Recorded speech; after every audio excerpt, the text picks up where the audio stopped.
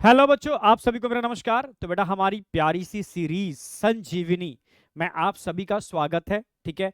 और आज हमारा जो टॉपिक चल रहा है लोकोमोशन ऑफ मूवमेंट, उसका थर्ड लेक्चर है। ठीक है। हमारा मसल्स वाला पार्ट कंप्लीट हो चुका है। आज स्केलेटल सिस्टम वाला पार्ट एकदम ब्रेन में सेट कर देंगे। क्लियर है? तो स्टार्ट करते हैं। Human skeletal system. ठीक है। तो समझ में तो आ गया होगा भाई, ह्यूमन स्केलेटल सिस्टम का मतलब हम किसकी बात कर रहे हैं। ठीक है, इन महाशय की बात कर रहे हैं।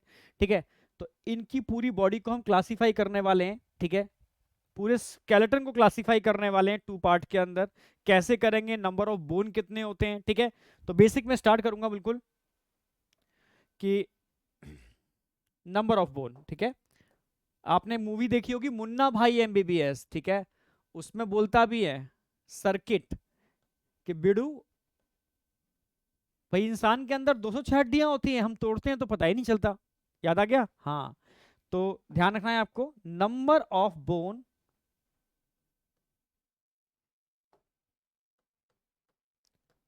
Number of bone in adult और number of bone in newborn.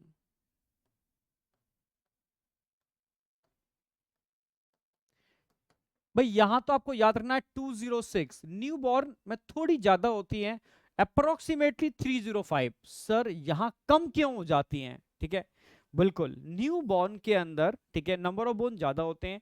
धीरे धीरे इन बोन का फ्यूजन स्टार्ट हो जाता है और फ्यूजन होने से नंबर कम होते चले जाते हैं। क्लियर? तो एडल्ट में ध्यान रखना है आपको 206 और न्यू बॉर्न में 305। क्लियर? अब आ जाओ, कंप्लीट स्केलेटल सिस्टम को हम टू पार्ट में डिवाइड करने वाले हैं। ठीक है, एक एक्सियल स्केलेटल सिस्टम, ठीक है, और एक अपेंडिकुलर। अपेंडिकुलर गिडिल को मिला के बोलते हैं। ठीक है, गिडिल और लिम्स को मिला दिए जाएं, अपर गिडिल, लोअर गिडिल, अपर लिम्स और लोअर लिम्स, इनको मिला दिया जाए तो उसको बोलते हैं हम क्या? अपेंडिकुलर। समझने की कोशिश करना। ठीक है। अगर मैं ह्यूमन स्केलेटन की बात करूं, ह्यूमन स्केलेटन की बात करूं, ठीक है, ये हमारा एक्सियल स्केलेटल सिस्टम है। ये हमारा एक्सियल स्केलेटल सिस्टम है। ठीक है, एक्सियल। क्लियर है? बिल्कुल। और अगर मैं गिडिल की बात करूं, ठीक है, तो अपर गिडिल और लोअर गिडिल, समझना, जिसके अंदर अपर लिम्स भी आ गए और लोअर लिम्स भी आ गए। ठीक है, इसको हम अपेंडिकुलर बोलते हैं। क्या बोलते हैं इन सबको? इन सबको कॉमनली हम अपेंडिकुलर बोलते हैं। ठीक है,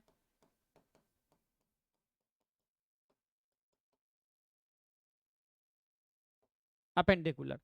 तो अपने, समझना मेरी बात, अपने स्केलेटल सिस्टम को हम टू पार्ट में डिवाइड करने वाले हैं। एक तो एक्सिस, जिसके अंदर क्या आ जाएगा, पूरा का पूरा हेड रीजन आ जाएगा, जिसमें वर्टिकल कॉलम आ गया, जिसमें स्टर्नम आ गया, रिब्स आ गए, ये पूरा एक्सिस हो गया। ठीक है।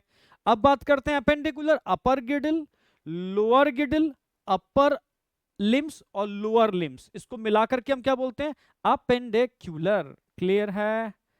तो अपेंडिकुलर भी समझ में आ गए आपको? ठीक है, चलो एक मिनट, इसको हटाना होगा,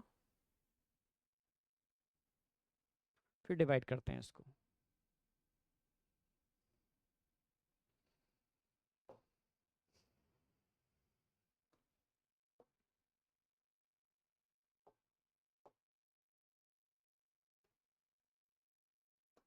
ठीक है, तो अब बॉडी को हम डिवाइड करने वाले हैं। आपके सामने है सब कुछ। एक्सियल स्केलेटल सिस्टम, तो number of bone in axial skeletal system कितना होगा? 206, 206 हड्डियां होती हैं। 200, सॉरी, टोटल स्केलेटन में 206 हड्डियां होती हैं, 206। हम एडल्ट को एक्सप्लेन कर रहे हैं, जिसमें एक्सिस में कितनी होंगी? 80। देखो समझो मेरी बात, सबसे पहले मैं पूरे स्केलेटन में नंबर ऑफ बोन याद कराने वाला हूं आपको। ठीक है, तो कितने बचे? अपेंडिकुलर में कितने होंगे? इसमें होंगे 1, 2, 6, 126 हड्डियां। ठीक है, 126 यानी 1, 2, 6 और 80 को काउंट करो, 206 बैठेंगे। तो देखो, पहले राउंड के अंदर मैं नंबर ऑफ बोन याद कराऊंगा, सेकंड राउंड के अंदर नेम ऑफ बोन याद कराऊंगा, और थर्ड राउंड के अंदर हम बात करते हैं अपने जॉइंट्स की। क्लियर है? Number of bone, name of bone और जॉइंट्स की बात चलेगी। ठीक है, तो सबसे पहले बात करते हैं नंबर। नंबर समझ में आ गया। टोटल 206, एक्सिस पर 80, और अपर और लोअर गिडिल और अपेंड और उसको लिम्स को मिला दिया जाए तो अपेंडिकुलर बोलेंगे।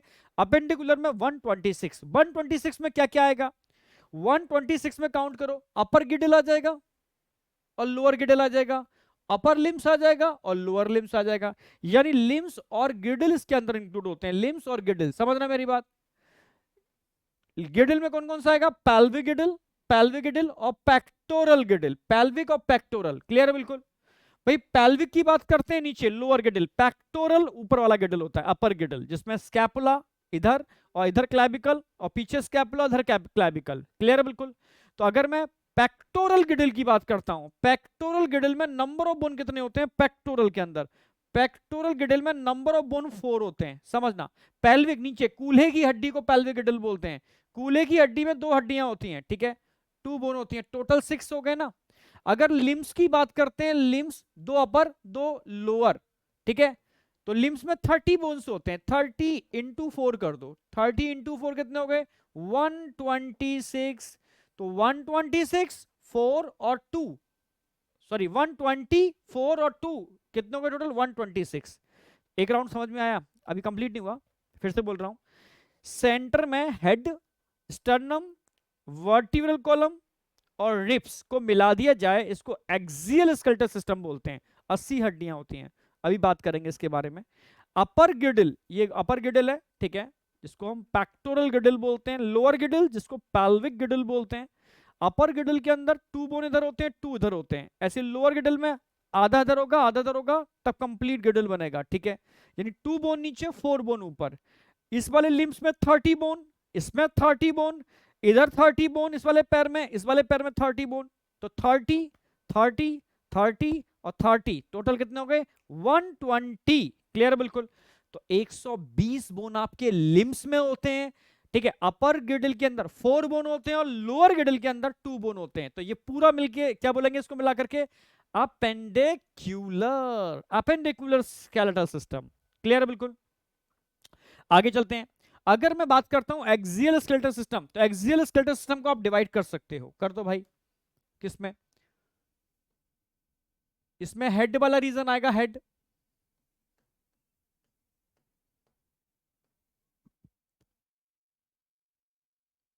हेड के अलावा इसमें वर्टिब्रल कॉलम आएंगे,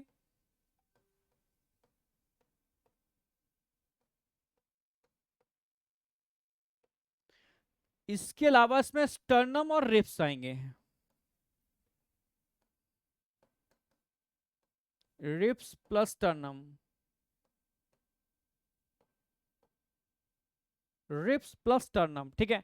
हेड रीजन आ गया, वर्टिब्रल कॉलम आ गए, रिब्स और स्टर्नम आ गए, फिर से बोल रहा हूं, हेड वाला रीजन आ गया, वर्टिब्रल कॉलम आ गए और रिब्स और स्टर्नम आ गए, इसको मिलाकर के आपका पूरा 80 बोन। कैसे सर 80 बोन, बताता हूं।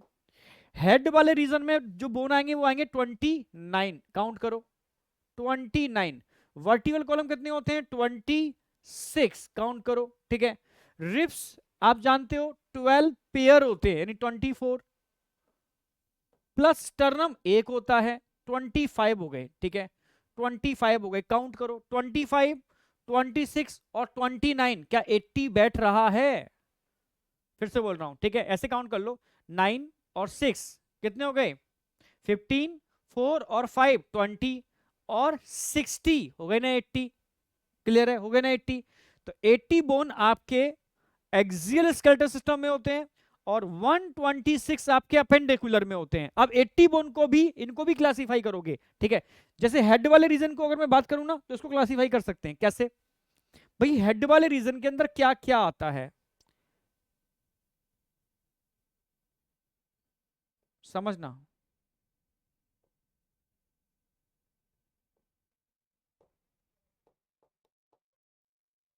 स्कल आ जाएगी हेड वाले रीजन के अंदर, ठीक है, स्कल के अलावा इसके अंदर ईयर ऑसिकल्स आ जाएंगे,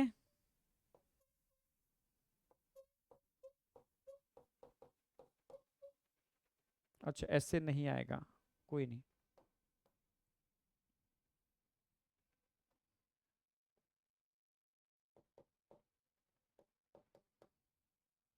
स्कल आ गई,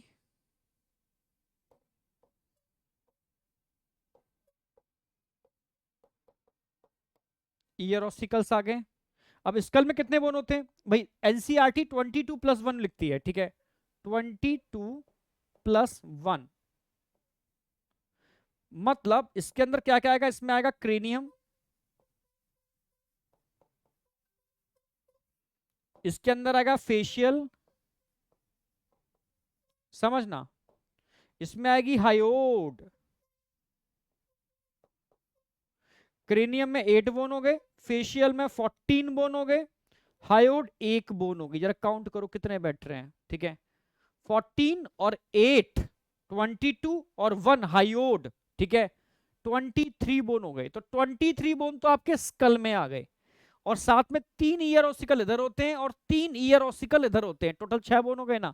तो ईयर ऑसिकल में बोन कितने होते हैं? कान की हड्डियां 6, ऐसे लिख सकते हो 3+3, 3+3, यानी इसमें 3 हड्डियां होंगी, malleus M I S miss, समझ रहे हो? Malleus incus stapes, malleus incus stapes ये पेयर्ड में होते हैं, इस वाले कान में मेलस इनकस टैपीज, इस वाले कान में मेलस इनकस टैपीज मिडिल ईयर के अंदर, ठीक है। तो टोटल 6 बोन आपके ये हो गए, काउंट करो 23 और 6, क्या 29 बैठ रहे हैं? यस, ठीक है, ये वाला पार्ट क्लियर है। अब वर्टिकल कॉलम की बात कर लेते हैं, 26 है, तो 26 को कैसे याद रखना है? 26 को आपको याद रखना है भाई, सर्वाइकल कितने होते हैं? 7, थोरेसिक कितने होते हैं? 12, लंबर कितने होते हैं? 5, समझना, लंबर 5, सैक्रम कितने होते हैं? सैक्रम अगेन 5, समझो, सैक्रम होता एक है पर 5 के फ्यूज होने से बनता है। कॉकैक्स या कॉक्सीजियल एक होता है पर 4 के फ्यूज होने से बनता है, ठीक है, समझे?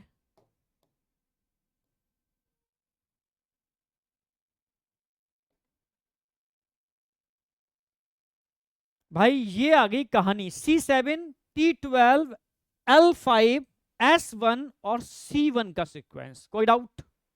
यस या नो? भाई ये सीक्वेंस ध्यान रखनी है आपको, फॉर्मूला ध्यान रखना है आपको, इस फॉर्मूले से सारे काम आपके हो जाएंगे, वेरी इंपॉर्टेंट, ठीक है। अब स्टर्नम और रिप्स में क्या याद करना है भाई? रिप्स 12 पेयर होते हैं, स्टर्नम एक होता है, ठीक है। तो ये हमारे नंबर ऑफ बोन्स हो गए, ठीक है, इतना तो आपको नंबर में याद रखना ही पड़ेगा, फिर से बोल रहा हूं, ठीक है भाई। हमारा हेड वाला रीजन है 29 bone, cranium brain box 8 bone, facial 14 bone, hyoid एक होती है यू शेप, एक सिंगल बोन होती है यू शेप, ठीक है, 3 ईयर ऑसिकल इधर होंगे, 3 ईयर ऑसिकल इधर होंगे, टोटल 6, 29 बोन हो गए, ठीक है। और रीढ़ की हड्डी जिसको वर्टिब्रल कॉलम बोलते हैं, 26 बोन होते हैं, इसका फॉर्मूला लिख दिया है मैंने, ठीक है। सर्वाइकल 7 होते हैं, थोरेसिक 12 होते हैं, लंबर 5 होते हैं, सैक्रम एक होता है, और कॉकैक्स या कॉक्सीजियल ये भी एक ही होता है, ठीक है, क्लियर है बिल्कुल। रिब्स और स्टर्नम तो क्लियर है ही। अब अपेंडिकुलर में टोटल 126 बोन होते हैं, जिसमें से गिडिल, गिडिल, अपर गिडिल और लोअर गिडिल, अपर गिडिल और लोअर गिडिल, अपर गिडिल को हम पैक्टोरल गिडिल बोलते हैं, 4 बोन होती हैं, लोअर को हम पैल्विक गिडिल बोलते हैं, 2 बोन होती हैं, ठीक है। टोटल काउंट करोगे 30 × 4 हमारे लिम्स में होते हैं, अपर लिम्स में 30, इसमें भी 30, लोअर में इधर 30, इधर भी 30, टोटल हो गए 120। तो टोटल 126 अपेंडिकुलर में आ गए और सारे इधर आ गए। अब बताओ याद हुआ या नहीं हुआ? यार याद होना चाहिए, एकदम परफेक्टली ब्रेन में सेट होना चाहिए। अब एक एक करके उठाएंगे, सबसे पहले हम स्कल को उठाएंगे, ठीक है, ईयर ऑसिकल को लेके चलेंगे, फिर वर्टिबल कॉलम लेके चलेंगे, रिब्स स्टर्नम लेंगे, और फिर यहां पर लिम्स पर आ जाएंगे, समझना।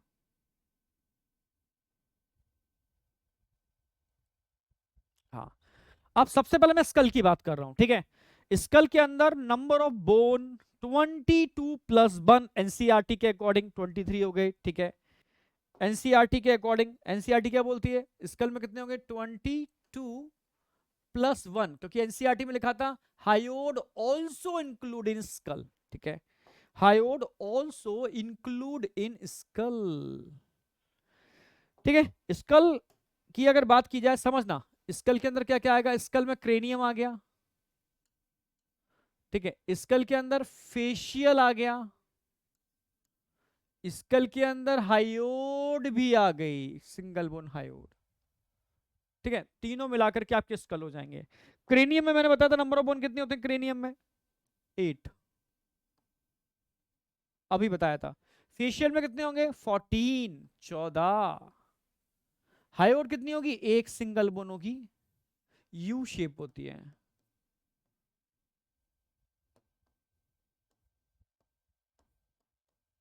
यू शेप सिंगल बोन होती है, इसको हायोड बोन बोलते हैं। मैं दिखाऊंगा अभी एनिमेशन में भी दिखाऊंगा और एनसीईआरटी डायग्राम में भी, ठीक है।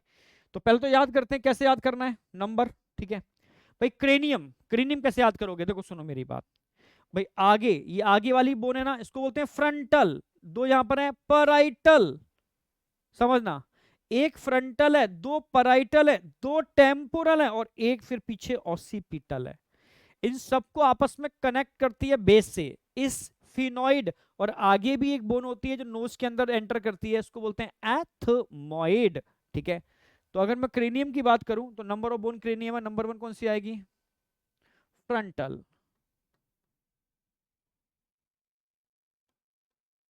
फ्रंटल, फिर पैराइटल, फिर फ्रंटल हो गई, पैराइटल हो गई, टेम्पोरल, फिर occipital. Frontal, parietal, temporal, occipital, फिर इस फिनोइड और लास्ट में आपको ध्यान रखनी है एथमोइड। स्फिनोइड और लास्ट में आपको याद रखनी है एथमोइड। ये सारी क्रेनियम की बोन हो गई, ठीक है। फ्रंटल एक होगी, पैराइटल दो होंगी, टेम्पोरल दो होंगी, ऑसिपिटल एक होगी, स्फिनोइड एक होगी और एथमोइड एक होगी। पेयर्ड बोन पूछेगा, सिर्फ दो ही होते हैं पेयर्ड के अंदर।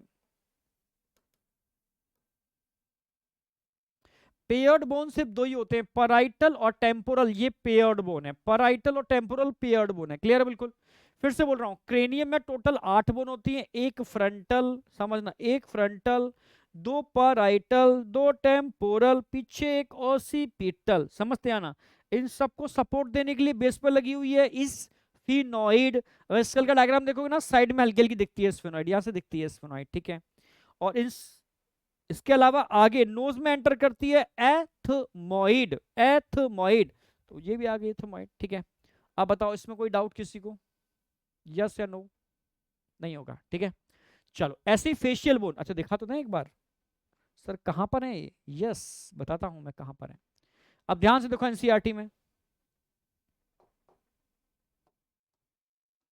सबसे पहले मैंने बात की फ्रंटल, एक ही बोन होती है, ठीक है। फिर बात की मैंने पैराइटल, दो होती हैं। टेम्पोरल दो होती हैं, ठीक है। टेम्पोरल के बाद आ जाओ, ऑसिपिटल एक होती है, ठीक है। और स्फिनोइड तो साइड में दिखती है हल्की सी स्फिनोइड, स्फिनोइड। और आगे नोज में एंटर करती है, आप ऑर्बिट में से देख सकते हो, इसको बोलते हैं एथमोइड। ऑर्बिट में नहीं है, ऑर्बिट में से देख सकते हो आप एथमोइड को, ठीक है। नोज में एंटर करती है। क्लियर है बिल्कुल? ये आपके हो गए सारे के सारे फेशियल बोन। और नीचे मैंने आपको हाइयोड बोन भी दिखाई थी ना, यू शेप हाइयोड बोन, दिख रही है भाई? U shape hyoid bone, U shape hyoid bone, hyoid bone भी आ गई, ठीक है। ये सारे के सारे हमारे कौन से बोन हो गए? ये सारे के सारे हमारे स्कल बोन हो गए। ये आ गई हमारी ह्यूमन स्कल। भाई की स्कल देखो कैसी दिख रही है, ठीक है। ये हम किसकी बात कर रहे हैं? ह्यूमन स्कल की बात कर रहे हैं, ठीक है। जरा आगे देखना भाई, दिखाओ जरा इनको, डरेंगे नहीं, टेंशन मत करो, ठीक है। दिख रही है कुछ? हाँ, समझ रहे हो? यही इंसान की सच्चाई है, समझ रहे हो? फालतू में इतराता है अपने ऊपर, सच्चाई यही है। वापस आ जाओ, ठीक है। समझो मेरी बात, ये एक सिंगल बोन दिख रही ना, ये फ्रंटल है। सिंगल बोन दिख रही ना आगे, फ्रंटल है। अब ध्यान से देखो, ये पैराइटल है ऐसी, उधर भी एक पैराइटल है। ये टेम्पोरल है ऐसी, उधर भी एक टेम्पोरल है। और सबसे लास्ट में आपको एक सिंगल बोन दिखेगी, ऑसिपिटल। लास्ट में क्या दिखेगी? ये एक सिंगल बोन होती है ऑसिपिटल, जिसके अंदर एक होल बना होता है नीचे। ऑसिपिटल के अंदर एक होल होता है, फोरामेना मैग्नम, ठीक है। और इस ऑसिपिटल पर दो कॉन्डाइल भी होते हैं, दो ऐसे बॉल जैसी लगी होती हैं जो हमारी रीढ़ की हड्डी से जुड़ी होती हैं, और एक कॉन्डाइलॉइड जॉइंट बनाती हैं, ठीक है, रीढ़ की हड्डी से ज्वाइंट करने के लिए, ठीक है, कॉन्डाइलॉइड जॉइंट बनाती हैं, ठीक है। चलो समझ में आया ना सारी बोन के बारे में, फ्रंटल, पैराइटल, टेम्पोरल, ऑसिपिटल। अब हम फेशियल बोन की बात करेंगे। हायोड दिख रही है, हायोड, हायोड देखो, ये दिख रही है नीचे यू शेप की हायोड, नीचे साइड में दिख रही होगी हायोड, ठीक है। अब हम फेशियल बोन की बात करेंगे, चेहरे की हड्डियां, फेशियल बोन।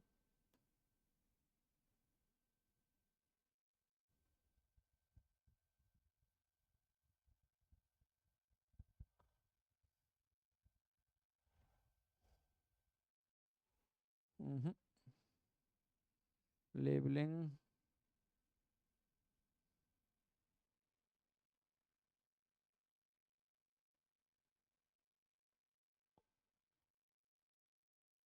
कोई नहीं,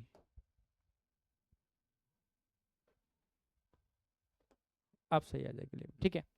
अब बात करेंगे फेशियल बोन, ठीक है, frontal, parietal, temporal, occipital, occipital condyle नीचे होते हैं। अब फेशियल बोन की बात करेंगे, चेहरे की हड्डियां।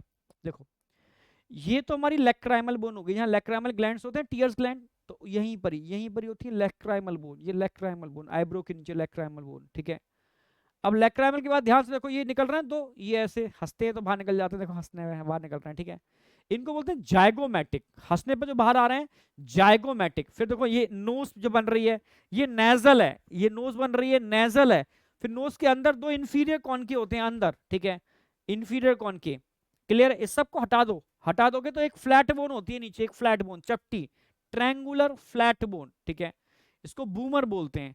फिर दो मैक्सिला हो गए, अपर जॉ के अंदर दो बोन होते हैं, आधा धर आधा धर, मैक्सिला, और अंदर एक तालू होता है पैलेट, पैलेट को बनाने के लिए भी दो बोन रिक्वायर्ड होते हैं, इनको पैलेटाइन बोन बोलते हैं, ठीक है। फिर लोअर जॉ हो गया नीचे, ये लोअर जॉ हो गया, इसको मैंडिबल बोलते हैं, मैंडिबल एक बोन होती है, क्लियर है। बूमर एक होती है, मैंडिबल एक होती है, और सारी की सारी पेयर में बूमर एक है, मैंडिबल एक है, इसको छोड़ दी जाए तो ऑल आर पेयर्ड बोन, जोड़ियों में होते हैं। फिर से बोल रहा हूं, लैक्राइमल, जाइगोमैटिक, नेजल, इंफीरियर कॉनके, समझना मेरी बात, इसको हटा दो, बूमर एक बोन होती है, मैक्सिला दो होते हैं, तालू ऊपर, पैलेट, तालू पैलेट, पैलेटाइन दो बोन, ठीक है। लोअर पे क्या होगा, मैंडिबल, मैंडिबल एक बोन होगी, क्लियर है बिल्कुल। अब कर लेते हैं भाई एक एक करके, समझना,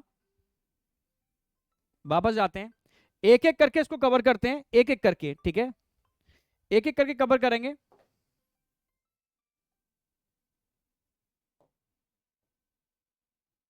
देखो फेशियल की बात कर रहा हूं, फेशियल की बात कर रहा हूं, ठीक है।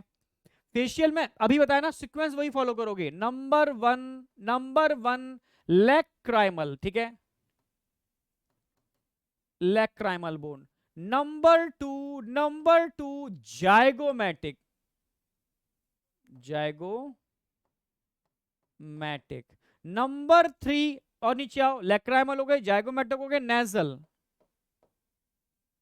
Nasal, lacrimal, zygomatic, nasal. Number four पर आओ, ठीक है, नेजल, इंफीरियर कॉन के,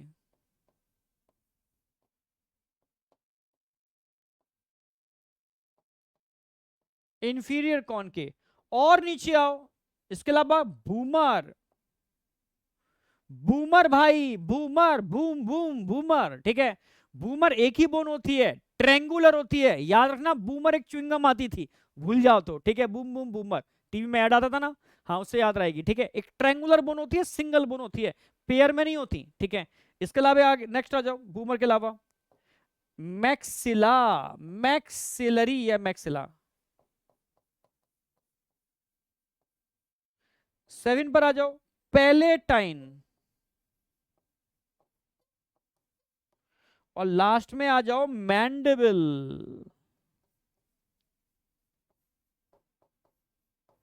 टोटल बोन आ गए, नंबर लिखते हैं, सारे पेयर में होंगे, देखो लैक्राइमल पेयर में है, जाइगोमैटिक पेयर में है, नेजल पेयर में है, इंफीरियर कॉनकेव पेयर में, अनपेयर्ड, अनपेयर बूमर एक ही होती है, ठीक है। मैक्सिलरी दो होते हैं, पैलेटाइन दो होते हैं, मैंडिबल फिर एक होगा, तो इस बार पूछेगा अनपेयर्ड बोन, अनपेयर्ड, अनपेयर्ड, जो जोड़ियों में नहीं होते वो अनपेयर्ड बोन है, ठीक है। तो आपसे पूछेगा बताओ अनपेयर्ड बोन कितने होते हैं फेशियल के अंदर, आप बोलोगे 2 अनपेयर्ड होते हैं। आपसे पूछेगा बताओ पेयर्ड बोन कितने होते हैं क्रेनियम के अंदर, 2 पेयर्ड बोन होते हैं क्रेनियम के अंदर। क्लियर है बिल्कुल, ये क्वेश्चन बनेंगे, ठीक है। अब हाइयोट तो एक ही है भाई, यू शेप होती है, सिंगल बोन होती है, नीचे होती है लोअर जॉ के नीचे। तो टोटल बोन काउंट कर लो, ठीक है, याद भी हो गए होंगे, फिर से बता दे रहा हूं मैं, ठीक है। फ्रंटल, पैराइटल, टेम्पोरल, ऑसिपिटल, एक, इन सबको सपोर्ट देने के लिए नीचे लगी हुई है, इस फिनोइड साइड से दिखती है, ठीक है। और आगे की साइड में होती है जो ऑर्बिट से दिखेगी एथमोइड। ये तो गए सारे के सारे cranium 8 bone.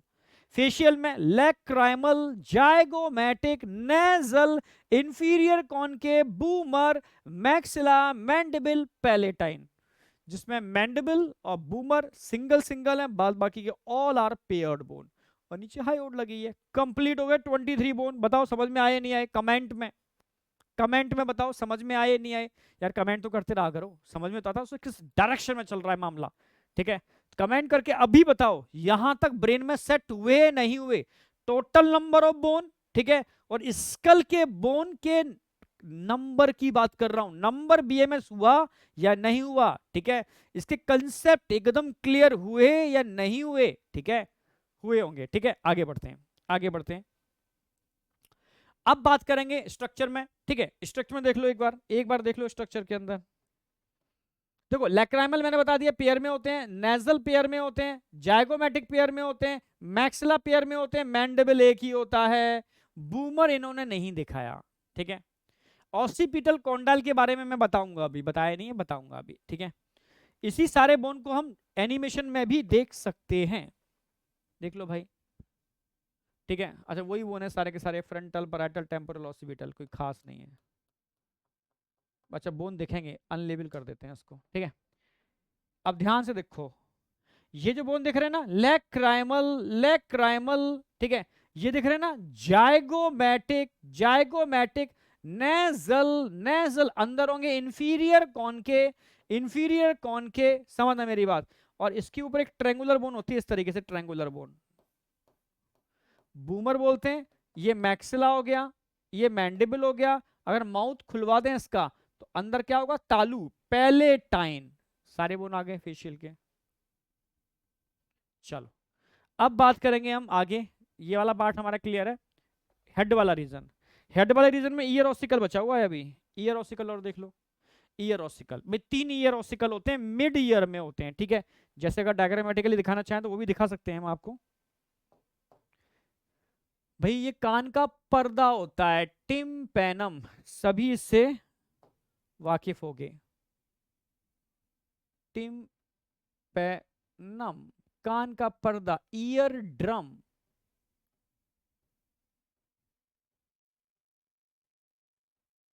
Ear drum, tympanum मतलब ईयर ड्रम, क्लियर है। ईयर ड्रम में अगर बात की जाए, ये ऐसे ऐसे, थोड़ा सा और अच्छे से, ऐसे ऐसे ऐसे, ये होगी मैलस। इनकस की बात करते हैं, ऐसे,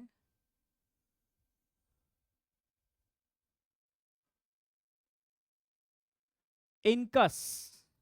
अब स्टेपिस की बात कर लो,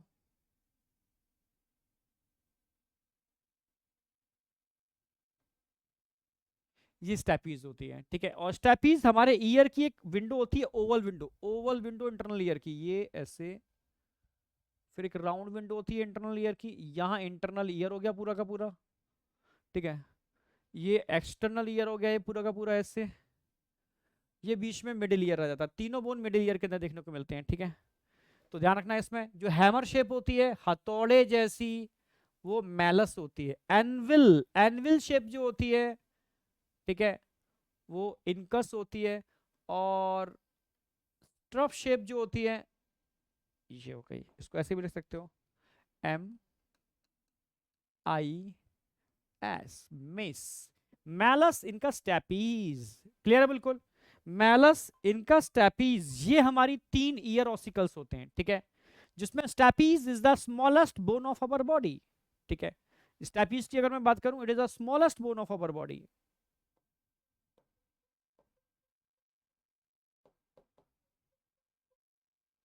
भाई smallest bone of body, body की सबसे छोटी बोन कौन सी होती है? आप बोलोगे stapes. Stapes is the smallest bone of our body. कोई डाउट? कोई डाउट शाउट? नहीं होगा, ना डाउट होगा ना शाउट होगा, ठीक है। तो मैलस हैमर शेप, हथौड़े जैसी है। इनकस एनविल शेप, मोची के पास कभी गए हो? मोची, आपके शूज के लिए एक लोहे का उसके पास स्टैंड सा होता है, उसको एनविल बोलते हैं, कुछ वैसा ही स्ट्रक्चर होता है, ठीक है। और स्ट्रप, जब घोड़े पर चढ़ते हैं तो उसको जैसा स्ट्रक्चर होता है, स्ट्रप शेप, तो ये होती है आपकी, ठीक है, स्टेपीज। तो ईयर ऑसिकल भी क्लियर हो गए। अब यानी टोटल ईयर ऑसिकल कितने होते हैं? 3 + 3 स्कल टू 6, तो 6 ईयर ऑसिकल का कंसेप्ट हमारा एकदम क्लियर है। मैलस, इनका, स्टेपीज, ये सब पेयर में होते हैं। मैलस भी 2 होते हैं, इनकस भी 2 होते हैं, स्टेपीज भी 2 होते हैं। कोई डाउट? इनका शेप भी बता दिया, इनकी पोजीशन भी बता दिया, कौन सी किससे कनेक्टेड होती है ये भी बता दिया है मैंने। ये टिम्पेनम हो गया, इसको ईयर ड्रम बोलते हैं, ईयर ड्रम। ईयर ड्रम मतलब कान का पर्दा, टिम्पेनम, तो कान के पर्दे से जुड़ी होती है हैमर शेप, और इंटरनल ईयर की ओवल विंडो से जुड़ी होती है स्ट्रॉप शेप, यानी स्टेपीज। कोई डाउट? ये हेड वाला रीजन हमारा एकदम कंप्लीट बिंदास तरीके से ब्रेन में सेट हुआ होगा।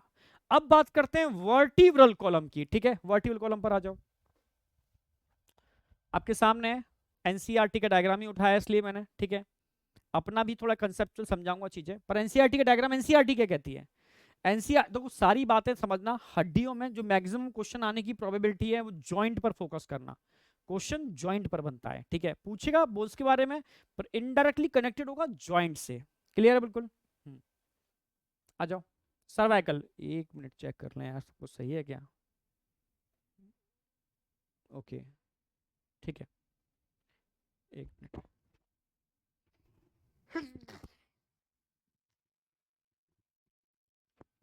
ठीक है, चलो स्टार्ट करते हैं, वापस आते हैं। तो भाई सबसे पहले सर्वाइकल आएगी, फॉर्मूला मैं बता चुका हूं आपको, C7। वर्टिकल कॉलम का फॉर्मूला मैं बता चुका हूं आपको। 7 सर्वाइकल होंगी, 12 थोरेसिक होंगी, लंबर 5 होंगी, सैक्रम 5 के फ्यूज होने से एक रह जाती है, और लास्ट में टेल बोन होती है, कॉकैक्स या कॉक्सिजिल, ये भी एक ही होती है। टोटल काउंट कर लोगे 26 बोन होती हैं। बस एनसीईआरटी बहुत ज्यादा नहीं समझाती है, इतना ही समझाती है, ठीक है। तो 2 कर्वेचर देख रखे हैं इसने, एक, ठीक है, थोरेसिक कर्वेचर, एक लंबर कर्वेचर, 2 कर बने हुए ना, ऐसा कर बना हुआ है, एक ऐसा कर बना हुआ है, ठीक है। अब समझना, अगर मैं बात करता हूं यहां पर सर्वाइकल,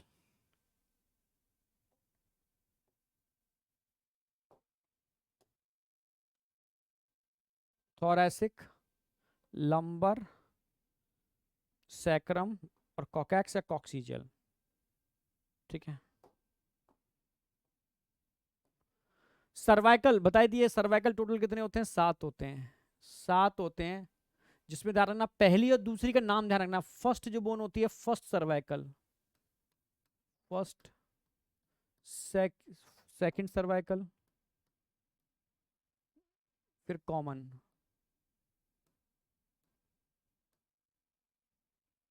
पहली वाली को तो बोलते हैं एटलस, दूसरी को बोलते हैं एक्सिस, फिर कॉमन सर्वाइकल बोन होते हैं, ठीक है।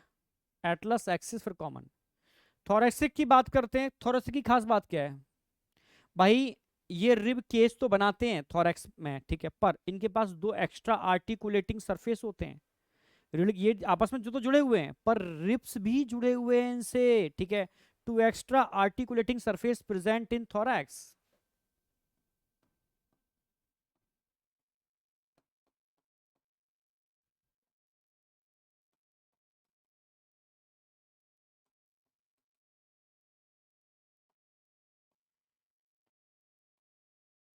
To extra articulating surface present in thorax.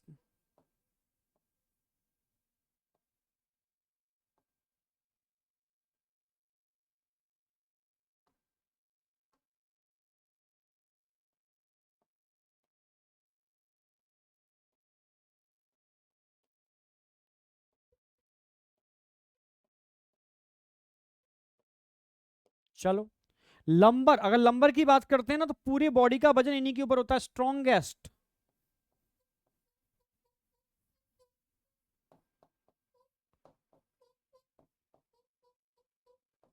Vertical columns होते हैं।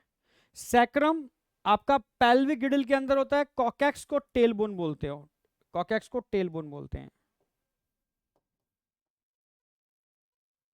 ये बेसिक एनसीईआरटी की लाइनें मैंने समझा दी हैं एक तरीके से। थोड़ा सा उसको इंटरनल लेके चलते हैं, ठीक है। एक बात और ध्यान रखना, एक बात और ध्यान रखने पड़ेगी, जो आपकी स्कल होती है ना, डाइकॉन्डाइलिक होती है। आप सर डाइकॉन्डाइल क्या होते हैं समझाता हूं मैं।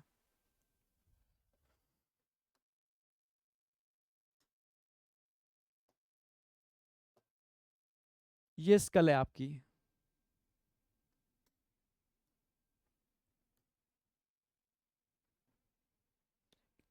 एक्चुअल में स्कल के नीचे दो कॉन्डाइल बने होते हैं, ऐसे ऐसे, एक कॉन्डाइल, दो कॉन्डाइल, ठीक है। स्कल, स्कल में कितने, दो कॉन्डाइल, और ये दो कॉन्डाइल फंसे होते हैं हमारी पहली सर्वाइकल वर्टिब्रल कॉलम से, फर्स्ट सर्वाइकल वर्टिब्रल कॉलम से कनेक्टेड होते हैं। यहां पर एक जुड़ा होता है, एक इसके अंदर जुड़ा होता है, ठीक है। यानी ये वाला इसमें फंसा होगा और ये वाला इसमें फंसा होगा, ठीक है। आप समझ रहे हो? हमारी स्कल हमारे वर्टिकल कॉलम से जुड़ी हुई है इस तरीके से, और ऐसे ऐसे कर पा रही है, ऐसे ऐसे ऐसे। ऐसे नहीं कर सकती स्कल, सिर्फ एक ही कर सकती है, ऐसे अप एंड डाउन। दो कॉन्डाइल होते हैं, दोनों कॉन्डाइल फंसे होते हैं इस तरीके से, ठीक है। क्योंकि ह्यूमन की स्कल कैसी है, डाइकॉन्डाइलिक, डाइकॉन्डाइलिक स्कल होती है। स्कल कैसी है हमारी, डाइकॉन्डाइलिक।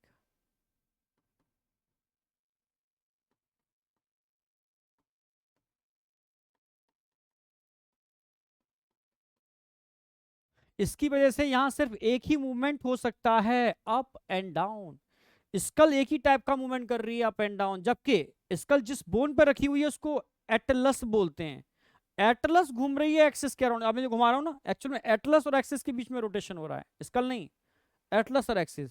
अब स्कल घूम रही है एटलस के ऊपर, अब एटलस घूम रही है एक्सिस के ऊपर, और ये मूवमेंट जो हो रहे हैं हल्के हल्के, ये आपकी कार्टिलेज होती हैं, ठीक है। इंटरवर्टिबुलर डिस्क बोलते हैं, it is a cartilaginous, intervertebral disc, जो एक कार्टिलेज है, ठीक है। कौन सी कार्टिलेज है, फाइब्रस कार्टिलेज है।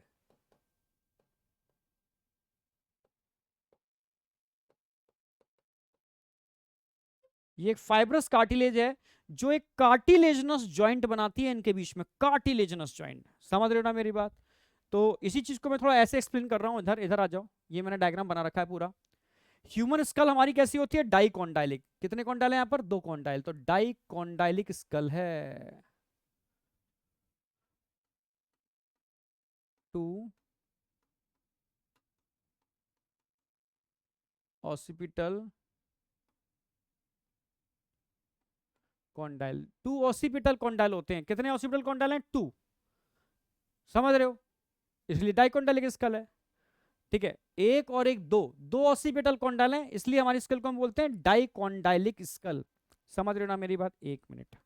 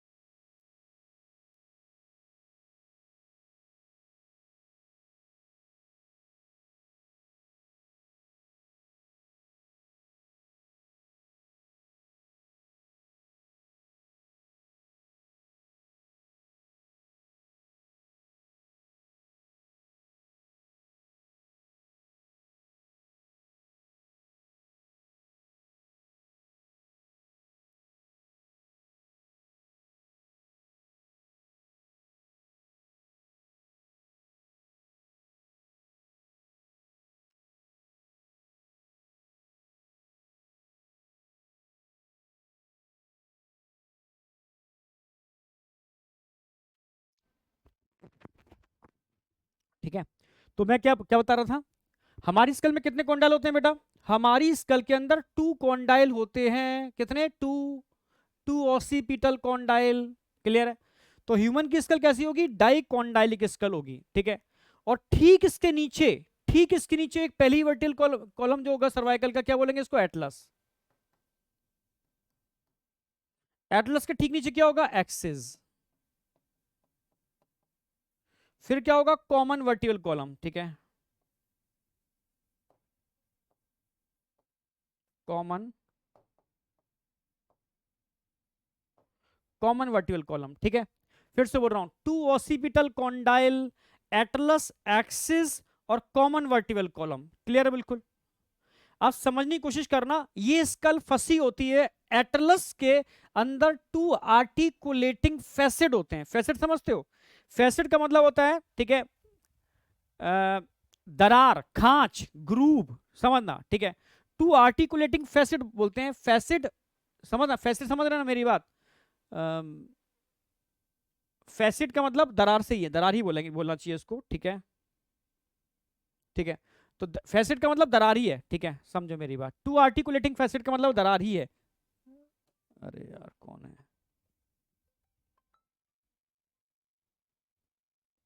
रखो उसको यार। ठीक है, समझ रहे हो? तो ये है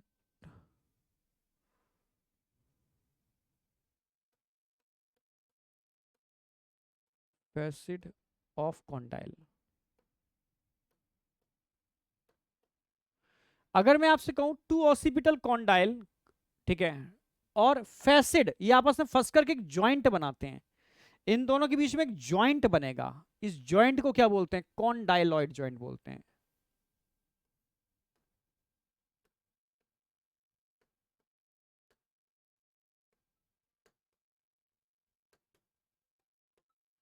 क्या बोलते हैं इसको? Condyloid joint. तो कॉन्डाइलॉइड ज्वाइंट पहला ज्वाइंट होता है। आपसे पूछेगा स्कल और एटलस के बीच में कौन सा ज्वाइंट होता है, आप बोलोगे कॉन्डाइलॉइड ज्वाइंट, जिसमें स्कल घूम रही है एटलस के ऊपर। ये कॉन्डाइल, 2 कॉन्डाइल है, स्कल घूम रही है एटलस के ऊपर। अगर मैं कहूंगा ऐसे ऐसे घुमा रहे हो, तो स्कल नहीं घूम रही है, ये एटलस घूम रही है एक्सिस के ऊपर। एटलस घूम रही है एक्सिस के ऊपर, समझना। एटलस अगर एक्सिस के ऊपर घूमती है ना, तो समझो मेरी बात, यहां पर एक जो दिख रहा है ना, ये एक छेद होल दिख रहा है आपको, सॉरी ये वाला, ये तो स्पाइनल कैनाल है। ये जो दिख रहा है, इसको बोलते हैं ओडोंटॉइड फोसा।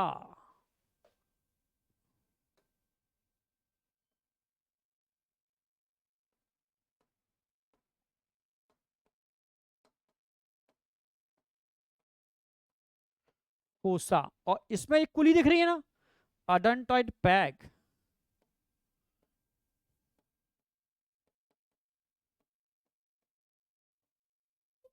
और इनके बीच में जो जॉइंट बनेगा, एक्चुअल में ये कुली होती है ना, इसके अंदर फंस जाती है ऐसे, और ये रोटेशन होगा, ये रोटेशन। इसको पाइवोट जॉइंट बोलते हैं, पाइवोट जॉइंट बोलते हैं। ठीक है, तो इसको बोलेंगे पाइवोट जॉइंट।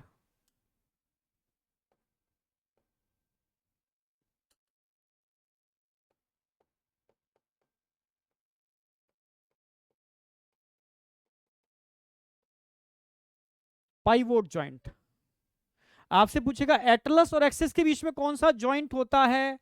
एटलस और एक्सिस के बीच में कौन सा जॉइंट होता है? आप बोलोगे पाइवोट जॉइंट। समझना मेरी बात, ऐसे याद रखो। कभी कभी एटलस और एक्सिस में कंफ्यूजन हो जाता है। कभी आपने एटलस साइकिल चलाई है? एटलस साइकिल, एटलस साइकिल का लोगो देखना, उस लोगो के अंदर एक एटलस गॉड होंगे इस तरीके से, और अर्थ को उठाए हुए होंगे।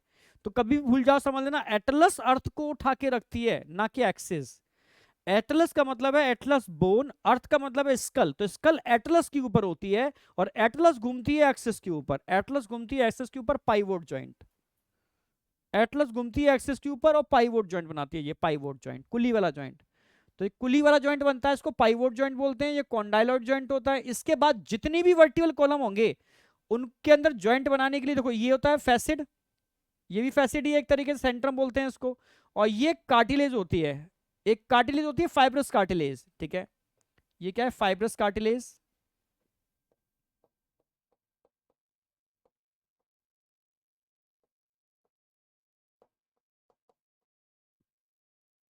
जिसको आप इंटरवर्टिबुलर डिस्क भी बोल सकते हो।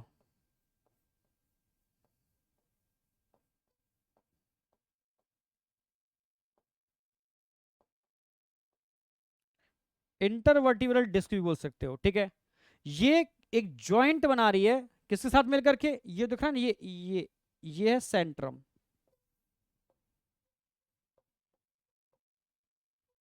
ये सब सेंट्रम ही है, ये भी सेंट्रम है।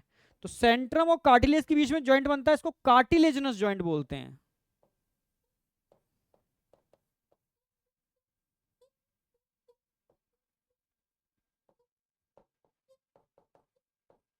भाई ऐसा जॉइंट जिसको बनाने के लिए कार्टिलेज रिस्पॉन्सिबल होती है, चाहे वो हाइलिन हो कोई भी हो, पर यहां पर हाइलिन कार्टिलेज होती है।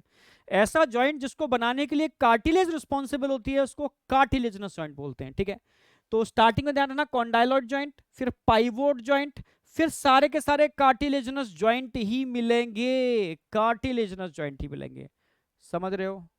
ये न्यूरल कैनाल हो गई, ये न्यूरल या स्पाइनल न्यूरल कैनाल।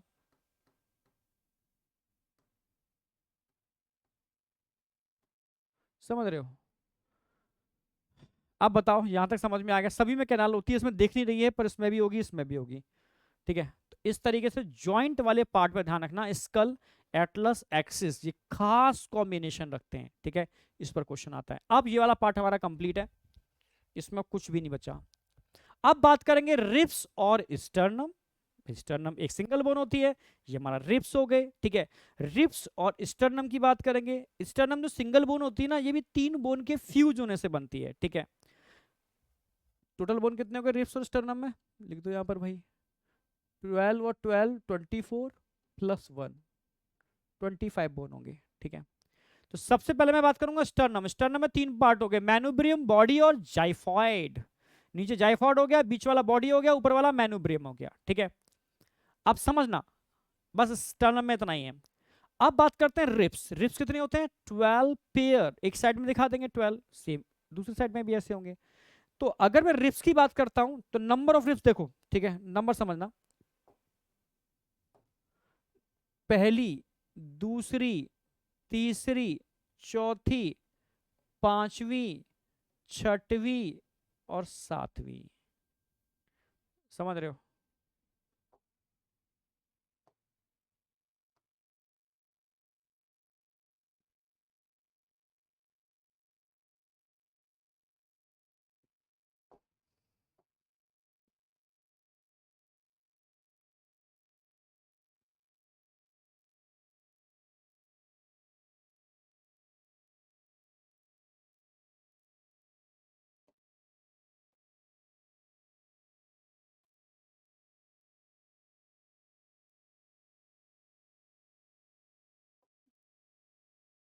समझ गए? अब देखो, 7 हो गई। अब बात करूंगा मैं 8, 9, 10, फिर करूंगा 11 और 12। समझना भाई, 7 तो ऐसी बोन है जो आपको दिख रही है डायरेक्ट,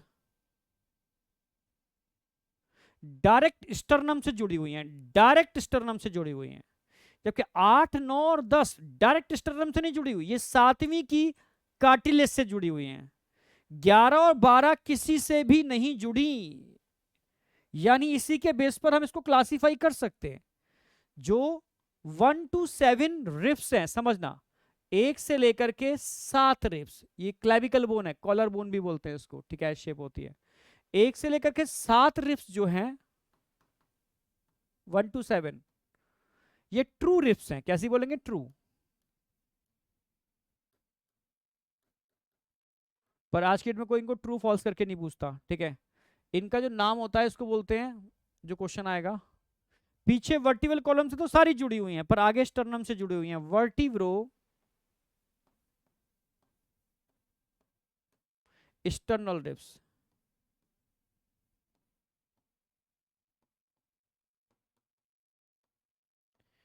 जो पीछे वर्टिब्रल कॉलम और आगे स्टर्नम से कनेक्टेड होते हैं उनको वर्टिब्रो स्टर्नल रिब्स बोलते हैं। पीछे वर्टिब्रल कॉलम, आगे sternum, vertebro sternal ribs, vertebro sternal ribs. Clear है? बिल्कुल, वर्टिब्रो स्टर्नल रिब्स, ठीक है।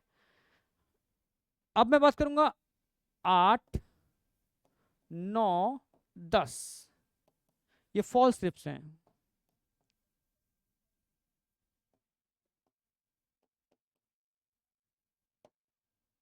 False ribs. फॉल्स क्यों बोलते हैं इनको? क्योंकि ये डायरेक्टली स्टर्नम से नहीं जुड़े हुए, सातवीं की हाइलिन कार्टिलेज से जुड़े हुए हैं। हाइलिन कार्टिलेज होती है, हाइलिन कार्टिलेज।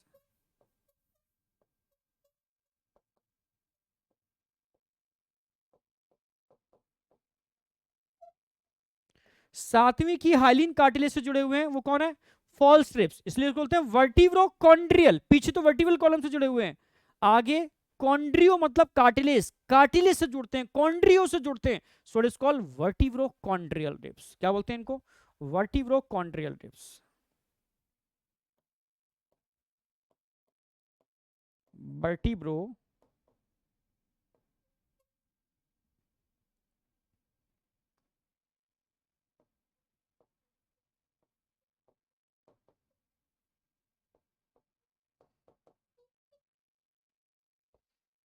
वर्टिब्रोकॉन्ड्रियल रिब्स समझना, ट्रू रिब्स, फॉल्स रिब्स, ठीक है, जिनको वर्टिब्रोकॉन्ड्रियल रिब्स बोलते हैं। और इसको 11 और 12, 11 एंड 12th रिब्स, ये क्या हैं? 11वीं और 12वीं हड्डियां क्या हैं? ये एक्चुअल में पीछे तो जुड़ी हुई हैं, पीछे तो सारी जुड़ी हुई हैं वर्टिकल कॉलम से, पर आगे फ्लोट करती हैं, किसी से जुड़ी नहीं है। सो it is called floating ribs. क्या बोलते हैं इनको? फ्लोटिंग।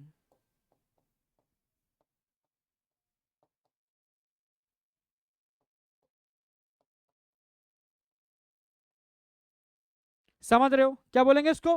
फ्लोटिंग रिब्स, जो ओनली और ओनली फ्लोट करती हैं, किसी से कनेक्टेड नहीं है। सो it is called floating ribs. मेरी बात समझ पा रहे हो क्या?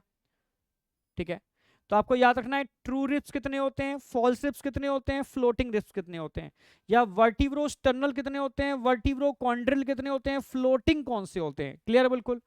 कौन सी कार्टिलेज से जुड़े होते हैं? हाइलीन कार्टिलेज, फाइब्रस नहीं है ये, हाइलीन कार्टिलेज है। ठीक है, इधर मैंने स्टर्नम बता दिया है, इधर मैंने क्लाविकल बोन बता दिया है। ठीक है, एस शेप होती है, इसको कॉलर बोन भी बोलते हैं और इसको ब्यूटी बोन भी बोलते हैं। ठीक है, समझ रहे हो ना? हाँ, चलो, समझे या नहीं समझे? अब बताओ, रिप्स और स्टर्नम वाला पॉइंट क्लियर हुआ है नहीं हुआ? आपका कोई सर एनसीईआरटी में एक लाइन और दे रखी है कि ह्यूमन रिप्स आर बाइसेफेलिक। तो बाइसेफेलिक का मतलब क्या होता है, समझाते हैं भाई, टेंशन क्यों करते हो? ठीक है, क्वेश्चन आएगा, human ribs are bicephalic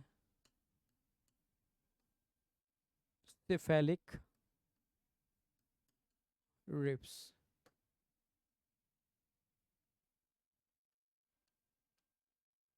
bicephalic, अब बाइसेफेलिक क्या होते हैं? Human ribs are bicephalic.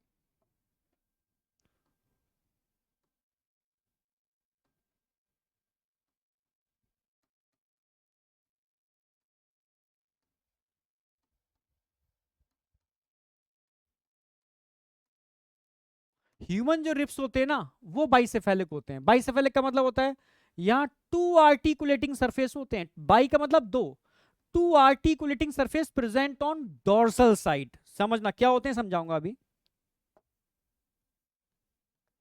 To articulating surface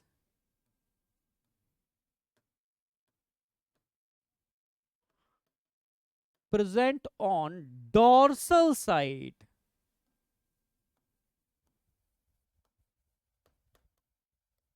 भाई dorsal side two articulating surface होते हैं, इसलिए इनको बाइसेफेलिक बोलते हैं। सर कैसे, समझ नहीं आया, समझाएंगे भाई, टेंशन क्यों कर रहे हो? टेंशन नहीं करना, हर चीज एकदम कंसेप्चुअल लेके चलेंगे, तब तक नहीं छोड़ेंगे जब तक कि ब्रेन में सेट ना हो। ये मानो रिप्स है आपकी।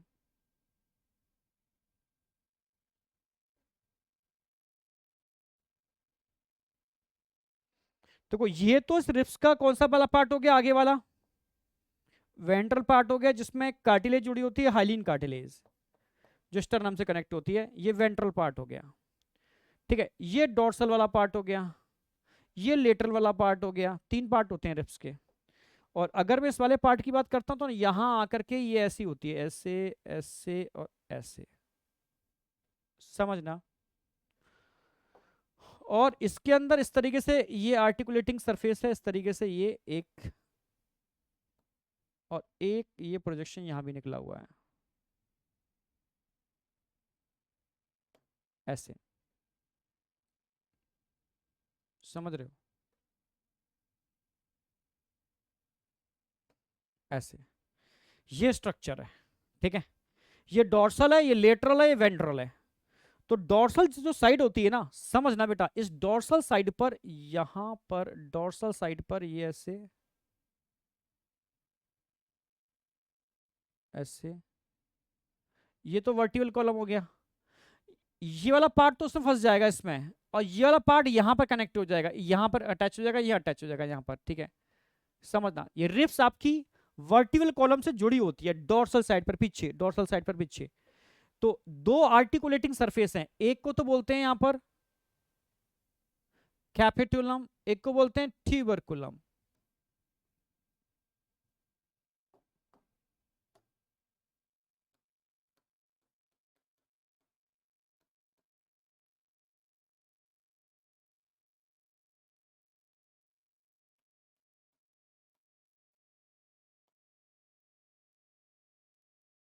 यही दोनों आर्टिकुलेटिंग सरफेस हैं।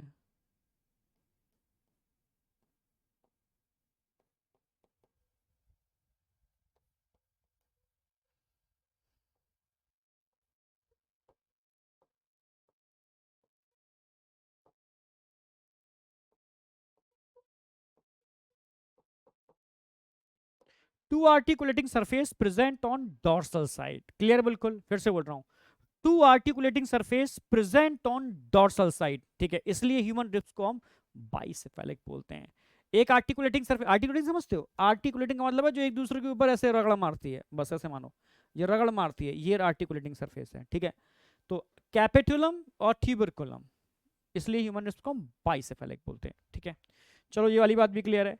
अब एनसीईआरटी में एक डायग्राम दे रखा है, उसमें रिब केज के बारे में बोल रही है, एनसीईआरटी बोलती है रिब केज, पिंजरा।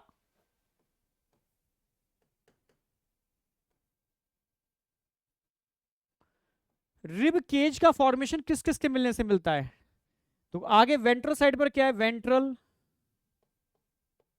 डोर्सल क्या है? डोर्सल। लेटरल क्या है? तो ventral, dorsal, lateral, ventral, dorsal, lateral, तीन साइड होते हैं, फिर से बोल रहा हूं, वेंट्रल, डोर्सल, लेटरल, तीन साइड होते हैं, ठीक है।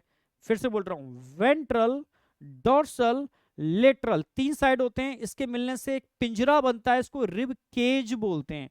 तो यही पूछेगा वेंट्रल क्या होगा, डोर्सल क्या होगा, लेटरल क्या होगा। वही आगे वेंट्रल साइड पर स्टर्नम होगा, डोर्सल साइड पर वर्टिकल कॉलम होंगे, लेटरल साइड पर रिब्स होंगे, बस इसके मिलने से रिब केज बनता है। अब बताओ यहां तक कोई डाउट है? रिब तक तो रिब्स हमारा क्लियर हो गया, स्टर्नम क्लियर हो गया, हमारे वर्टिकल कॉलम क्लियर हो गई, हमारी स्कल क्लियर हो गई, हमारा पूरा का पूरा हेड रीजन क्लियर हो गया। यानी एक्सियल स्केलेटल सिस्टम वाला पूरा पार्ट विद नेम, विद जो तो भी एनसीईआरटी, मतलब उससे भी ज्यादा एकदम ब्रेन में सेट है। एनसीईआरटी लाइन टू लाइन मैंने स्कैन करा दी है। अब बात करते हैं अपेंडिकुलर। अपेंडिकुलर में क्या आएगा? Upper girdle, lower girdle, upper limbs, lower limbs. तो लिम्स की बात पहले कर लेते हैं, फिर गिडल पर आते हैं, ठीक है। बहुत सिंपल है, समझो मेरी बात। लिम्स में कैसे याद रखना है आपको, ऐसे समझो, ये अपर लिम्स है, ठीक है, डायग्राम भी दिखा देता हूं मैं। लिम्स, अपर लिम्स है, दिख रहा होगा आपको, ठीक है। अपर लिम्स के अंदर समझना, ये गिडल है आपका, हाफ गिडल अपर वाला, जिसमें स्कैपुला बोन होती है और क्लैविकल बोन होती है। स्कैपुला और क्लैविकल के मिलने से हाफ, हाफ अपर गिडल बनता है। अपर का मतलब हो गया पेक्टोरल गिडल, समझना मेरी बात, ठीक है। ये तो क्लैविकल हो गई, ये वाली क्लैविकल हो गई, प्लस ये स्कैपुला हो गई।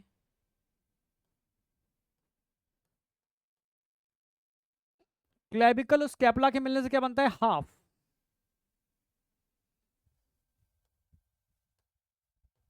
हाफ आधा पेक्टोरल, पेल्विक नीचे होगा, पेक्टोरल गिडल,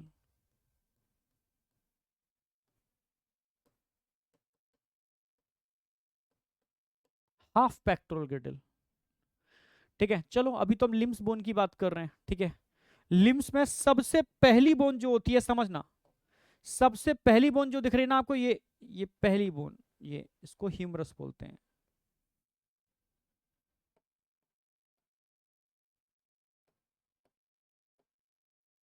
कितनी होती है ह्यूमरस? एक होती है। अब जो क्वेश्चन आएगा समझना, यहां पर ह्यूमरस जो है,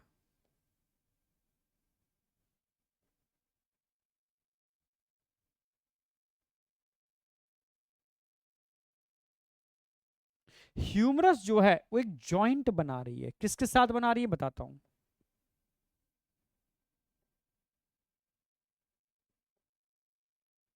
रेडियस भी है और अल्ना भी है। इन रेडियस और अल्ना दोनों ही जॉइंट को बनाने में पार्टिसिपेट कर रहे हैं। ध्यान से देखो, रेडियस भी इस जॉइंट को बनाने में पार्टिसिपेट कर रही है और अल्ना भी इस जॉइंट को बनाने में पार्टिसिपेट कर रही है। ठीक है, यानी अगर मैं आपसे कहूं कि ये है ह्यूमरस,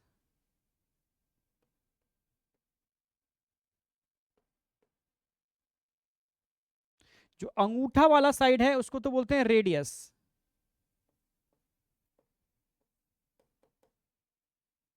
और अंगूठे के अपोजिट साइड में उसको बोलते हैं अल्ना।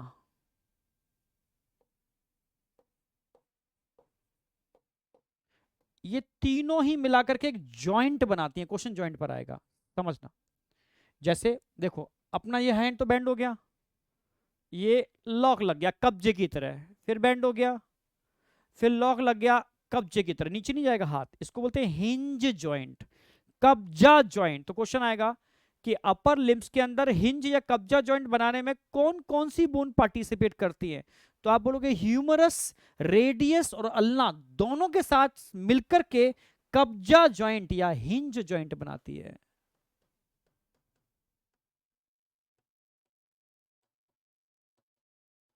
तो हिंज जॉइंट किस किस के मिलने से बन रहा है? ह्यूमरस और रेडियस और अल्ना तीनों के साथ मिलने से हिंज जॉइंट बनता है। ये क्वेश्चन थोड़ा सा समझने का था, फिर से बोल रहा हूं। ये आपकी आपकी ह्यूमरस आ गई, ये ह्यूमरस आ गई, हाथ ऐसे करो, अंगूठा कहाँ है? ऊपर। इसकी साइड में क्या होगी? रेडियस, रेडियस अपोजिट वाली क्या होगी? अल्ना। ये क्या होगी? कलाई, इसको कार्पल बोलते हैं। छोटे छोटे कंचे जैसे छोटे छोटे बोन होते हैं, 8 8 कार्पल्स होते हैं, 5 मेटा कार्पल्स होते हैं, यहां पर 5, और ये 14 अंगुलियों के अंदर फेलिंजीज होते हैं। ठीक है, तो काउंट करो कितने हो गए। ह्यूमरस एक हो गई, रेडियस देखो एक हो गई, अल्ना देखो अल्ना ये भी एक हो गई, कार्पल्स देखो 8 हो गए, काउंट करते जाओ। मेटा कार्पल देखो, मेटा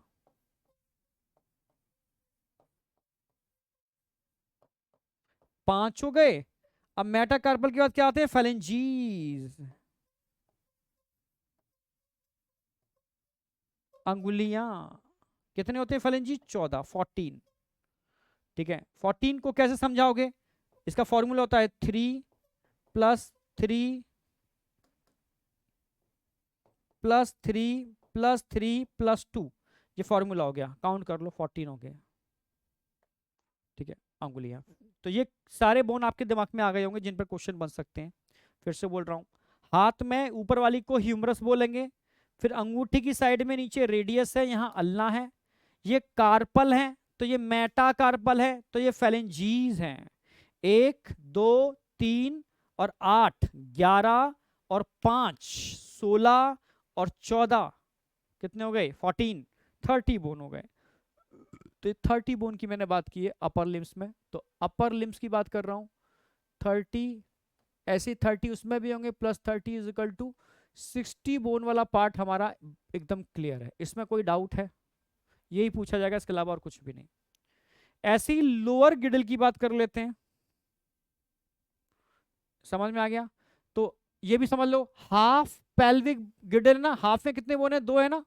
ऐसे ही दूसरे हाफ में भी 2 होंगे, तो अपर वाले गिडल में टोटल बोन कितने हो गए? 4 नहीं हो गए? तो 4 गिडल में हो गए और 30 बोन ये हो गए, तो 34 बोन हो गए इस अपर वाले पार्ट के अंदर पूरा। ऐसे लोअर गिडल देख लो, लोअर गिडल में ये हाफ ऑफ पेल्विक बोन है, समझना। हाफ ऑफ पेल्विक को कॉक्सल बोलते हैं, फिर से बोल रहा हूं। इसमें ये तो इलियम वाला पार्ट हो गया, इलियम।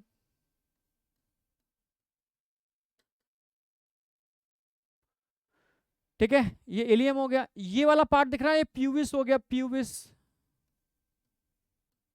लिख रहा हूं, दिखाई ना दे रहा हो आपको तो फिर इस्चियम हो गया।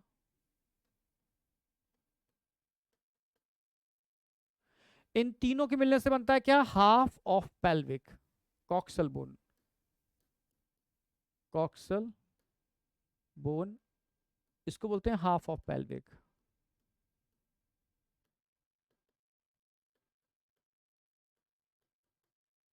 क्लियर है? हाफ ऑफ पेल्विक में कितने बोन हो गए टोटल, तीन, पर तीनों फ्यूज हो जाते हैं, फ्यूज होके कितने बोन हो गए, एक, एक इधर होगा एक उधर होगा, तो टोटल कितने हो गए, दो बोन। समझ रहे हो ना? हाफ ऑफ पेल्विक को हम कॉक्सल बोन बोलते हैं, हाफ ऑफ पेल्विक को। ठीक है, चलो अब समझने की कोशिश करना। अब फीमर, थाई बोन सबसे स्ट्रॉन्गेस्ट होती है, फीमर कितनी होती है, एक। अब हिंज जोन यहां पर भी होता है, हिंज, ठीक है। अब क्वेश्चन आएगा कि लोअर लिम्स के अंदर हिंज जॉइंट बनाने में कौन कौन सी बोन पार्टिसिपेट करेंगे, समझना। ये फीमर हो गई, ये टीबिया हो गई, ये भी एक ही होगी टीबिया, फिर नीचे फिबुला हो गई। अब मैं आपसे पूछूं, टीबिया और फिबुला दोनों पार्टिसिपेट करते हैं इस जॉइंट को बनाने में, नो, ओनली टीबिया करती है, फिबुला नहीं करती। समझना अच्छे से। ये होगी अपर वाली, ये अपर वाला, अपर वाला बोन, ये ऐसे फीमर की बात कर रहे हैं। अब मैं लोअर की बात कर रहा हूं, यहां ये जो बात चल रही है ना, ये जो बात चल रही है वो टीबिया की चल रही है, फिबुला की नहीं चल रही।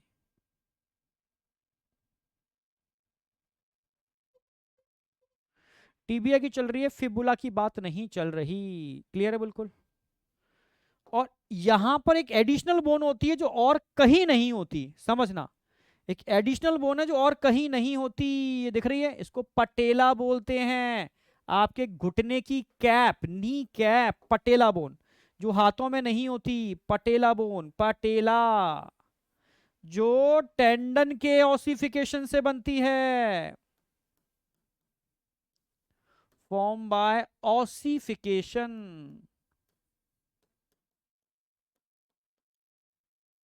Of tendon. ये टेंडन के ऑसिफिकेशन, क्योंकि घुटने में टेंडन जो होते हैं ना, धीरे धीरे उनमें कैल्शियम और मिनरल्स का डिपोजिशन स्टार्ट हो जाता है, और वो हार्ड हो जाती है, हार्ड हो जाने के बाद बोन बन जाती है। तो टेंडन के ऑसिफिकेशन से जो बन रही है वो पटेला है, नी कैप बोलते हैं, ठीक है। तो यहां पर ध्यान रखना है आपको कि इस जॉइंट को बनाने में, इस जॉइंट को बनाने में, ये भी हिंज जॉइंट है, ये भी हिंज जॉइंट ही है।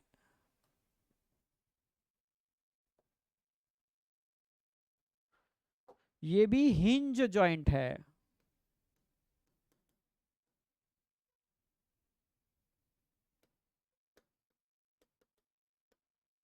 हिंज जॉइंट है। इस हिंज जॉइंट को बनाने में कौन कौन पार्टिसिपेट करेगा, ठीक है। एक तो फीमर प्लस टीबिया, फिबुला यहां पर पार्टिसिपेट नहीं करती, ठीक है। फिबुला कर्व बनाती हुई टीबिया से ही जुड़ी होती है, ठीक है। चलो, ये हो गया। अब भाई हाथों में कार्पल थे तो यहां टार्सल है, टार्सल, समझना। टीबिया एक है, फिबुला एक है, यहाँ एडिशनल बोन क्या आ गई, पटेला, पटेला एक ही बोन होती है, एडिशनल बोन आ गई। तो नेचर ने क्या काम किया, पटेला बढ़ा दी तो टार्सल एक कम कर दिए, 8 की जगह 7 ही कर दिए, टोटल बोन तो 30 रखने हैं। ऐसे मेटा टार्सल होते हैं, मेटा टार्सल, ये 5 ही होंगे। और लास्ट में फेलेंजीज,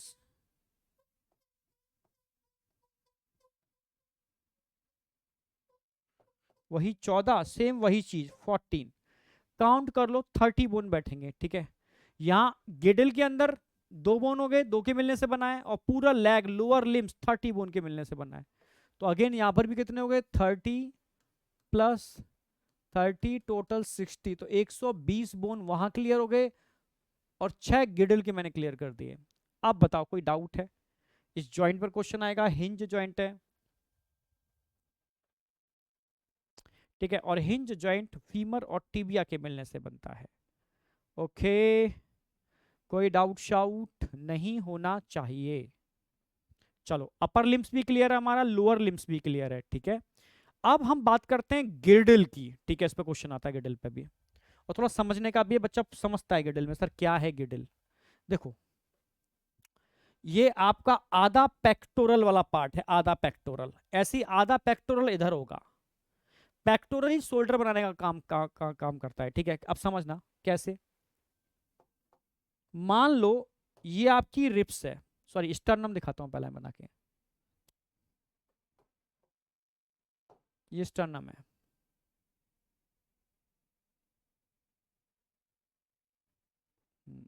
ये स्टर्नम है। और समझने की कोशिश करना, ये एक बोन है जो स्टर्नम से जुड़ी होती है और यहां पर एक्रोमियन प्रोसेस से जुड़ी होती है।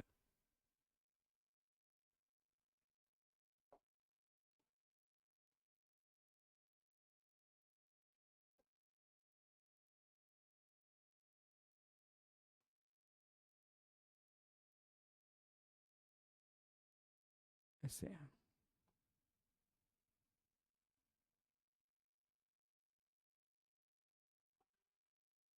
एस शेप बोन होती है, एस शेप।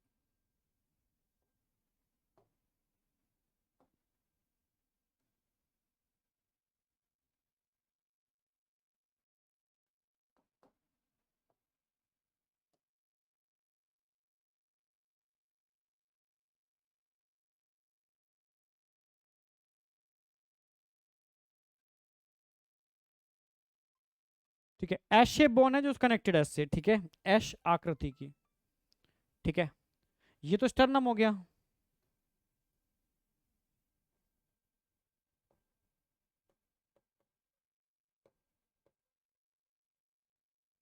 ये क्लैविकल बोन हो गई, क्लैविकल बोन। तो समझना, एक्चुअल में हाफ जो गिडल बनता है ना, वो क्लैविकल और स्कैपुला के मिलने से बनता है, ये क्लैविकल है।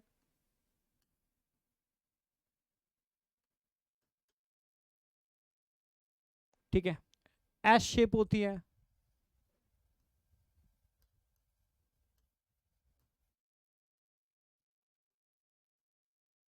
इसको कॉलर बोन भी बोलते हैं, ठीक है। तो ये तो क्लैविकल बोन हो गई, और ये जो बोन का डायग्राम दिखा रखा है ना, ये स्कैपुला है, ये स्कैपुला है, ठीक है, ये स्कैपुला है।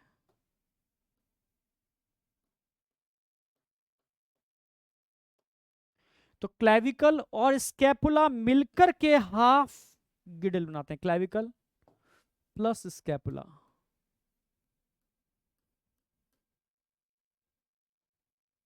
जो एक ट्रायंगुलर बोन है, कैसी है, ट्रायंगुलर बोन है। ये मिलकर के बनाते हैं क्या, हाफ पेक्टोरल। तो आधा पेक्टोरल इन दोनों के मिलने से बनता है, क्लियर है। तो दो इधर हो गए, दो उधर हो गए, टोटल 4 बोन हो गए ना पेक्टोरल गडल के अंदर। तो पेक्टोरल गडल में कितने बोन हो गए, 2 + 2 = 4। एक बात समझ में आई। अब बात करूंगा मैं स्कैपुला की। स्कैपुला एक ट्रायंगुलर बोन है, ठीक है। अब एनसीईआरटी लिखती है कि स्कैपुला जो ट्रायंगुलर बोन है, यहां से यहां तक की है स्कैपुला। जो एक ट्रायंगुलर बोन है, यहां से यहां तक,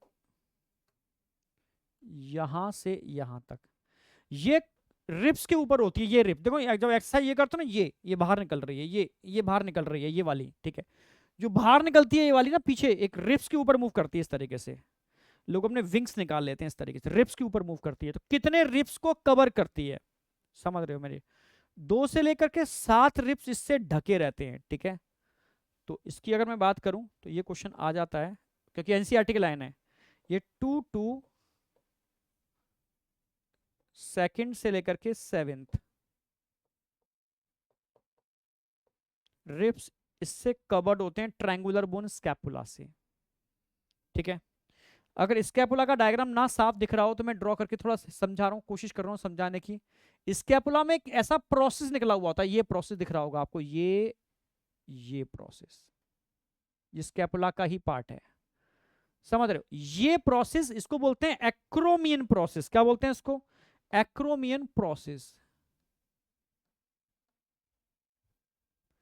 ये एक्रोमियन प्रोसेस, ये एक्रोमियन प्रोसेस क्लैविकल बोन के साथ मिलकर के शोल्डर बनाता है। एक्रोमियन प्रोसेस प्लस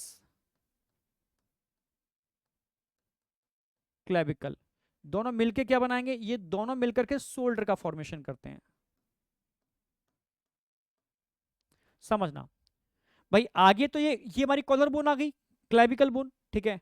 पीछे से ये प्रोसेस आया, ये प्रोसेस पीछे से आया, ये आगे से मिलकर के शोल्डर बना रहे हैं, ठीक है। ऐसे आगे से कॉलर बोन गई, पीछे से एक्रोमियन प्रोसेस आया, मिलकर के शोल्डर बना रहे हैं, ठीक है। तो शोल्डर बनाने में स्कैपुला का सबसे बड़ा प्रोसेस एक्रोमियन प्रोसेस और क्लेविकल बोन मिलकर के शोल्डर का फॉर्मेशन करते हैं। स्कैपुला में एक प्रोसेस और होता है, ध्यान से देखो, एक प्रोसेस और दिख रहा होगा आपको, ये एक छोटा सा प्रोसेस और दिख रहा है, ये ऐसे दिख रहा है। इस प्रोसेस को बोलते हैं कोरेकॉइड प्रोसेस। क्या बोलते हैं? Coracoid process, only for attachment of muscles. ध्यान, कोरेकॉइड भी होता है पर मसल्स के अटैचमेंट में पार्टिसिपेट करता है, अटैचमेंट ऑफ मसल्स।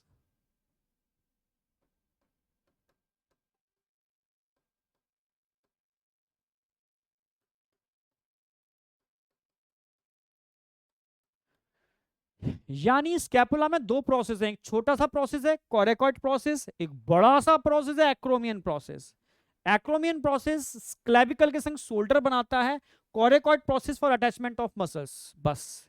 और ट्रायंगुलर बोन है स्कैपुला, ठीक है, जो 2 to 7 रिब्स को कवर करती है। और यहां एक कैविटी होती है, छोटी सी कैविटी दिख रही होगी, ये कैविटी।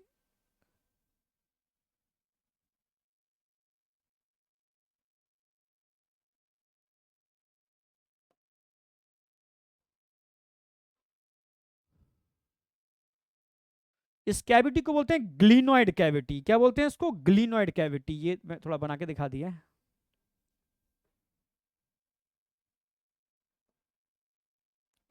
ये कैविटी दिख रही है ना आपको, इसको बोलते हैं ग्लिनोइड कैविटी। ये कैविटी दिख रही है ना, ग्लिनोइड कैविटी। इस ग्लिनोइड कैविटी के अंदर आपकी ह्यूमरस का हेड फंसा हुआ होता है, ये ऐसे।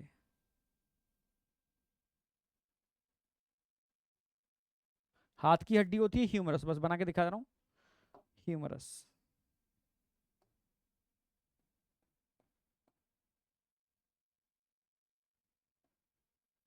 ह्यूमरस का हेड यहां फंसा हुआ होता है, किसके अंदर? ग्लिनोइड कैविटी के अंदर, ग्लिनोइड कैविटी के अंदर, ठीक है। और ये जॉइंट बनता है ना, इसको बॉल एंड सॉकेट जॉइंट बोलते हैं। क्या बोलते हैं इसको? Ball and socket joint.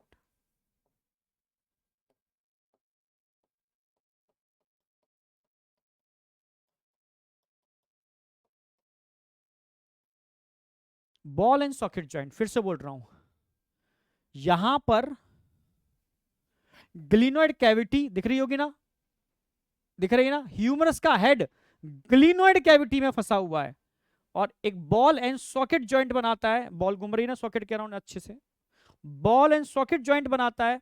और इस बॉल एंड सॉकेट जॉइंट को ही, समझ रहे हो ना, ये अपना 360 एंगल पे घूम जाता है इस तरीके से, ये क्लियर बिल्कुल। तो पेक्टोरल गडिल, अब यहां तक मुझे लगता है सारे पॉइंट हमारे कवर हो गए। इसको मैंने देखो एक तरीके से और समझा दिया है, इससे बच्चा समझ जाए। पेक्टोरल गडिल में टोटल 4 बोन होते हैं, जिसमें 2 क्लेविकल होती हैं और 2 स्कैपुला होती हैं, ठीक है भाई, इधर और इधर। क्लेविकल बोन की अगर मैं बात करूं, क्लेविकल बोन स्कैपुला के एक्रोमियन प्रोसेस के साथ मिलकर के शोल्डर बनाता है, ठीक है। स्कैपुला में 2 प्रोसेस हो गए, एक्रोमियन और coracoid. Coracoid attachment of muscles, ये इसके साथ मिलकर के शोल्डर बनाएगा। स्कैपुला में प्रोसेस के अलावा एक कैविटी होती है, ग्लिनोइड कैविटी, जो ह्यूमरस के साथ मिलकर के बॉल एंड सॉकेट जॉइंट बनाती है। और स्कैपुला 2 to 7 रिब्स को डॉर्सली कवर करके रखते हैं। अब बताओ मुझे, पूरा का पूरा गिडल मैंने यहां समराइज कर दिया है, मुझे तो नहीं लगता आपको कोई भी डाउट होना चाहिए, ठीक है भाई। ये भी समझ में आ गया, गिडल में टोटल 4 बोन है, हाफ गिडल में 2 बोन होते हैं, एक क्लैविकल एक स्कैपुला, तो दोनों में मिलाकर के 2 क्लैविकल 2 स्कैपुला, क्लियर है। क्लैविकल बोन की बात करते हैं, इसको कॉलर बोन बोलते हैं, ठीक है। ये क्लैविकल बोन स्कैपुला के एक्रोमियन प्रोसेस के साथ शोल्डर बनाता है। स्कैपुला में प्रोसेस होते हैं, ग्लिनोइड कैविटी होती है, ये 2 to 7 डिस्क को कवर करती है। प्रोसेस एक्रोमियन और कोरेकॉइड। एक्रोमियन शोल्डर बना रहा है, coracoid for attachment of muscles. एक कैविटी होती है, इसको ग्लिनोइड कैविटी बोलते हैं, इसमें ह्यूमरस का हेड मिलकर के बॉल एंड सॉकेट जॉइंट बनाता है। ये एकदम मतलब एग्जैक्टली क्लियर होना चाहिए। बताओ जहां तक कोई डाउट शाउट मेंशन करो। ठीक है, परफेक्ट। आगे बढ़ते हैं अब बात करेंगे लोअर गिडल। ठीक है, अब बात करेंगे लोअर गिडल की। ये थोड़ा समझने वाला है, कई बच्चों को समझ नहीं आता लोअर गिडल। ध्यान से समझना लोअर गिडल को।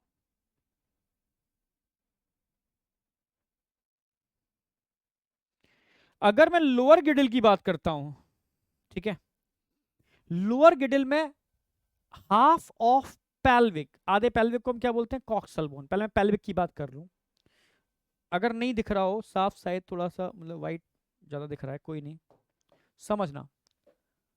ये हमारी पेल्विक बोन है, ऐसे ऐसे।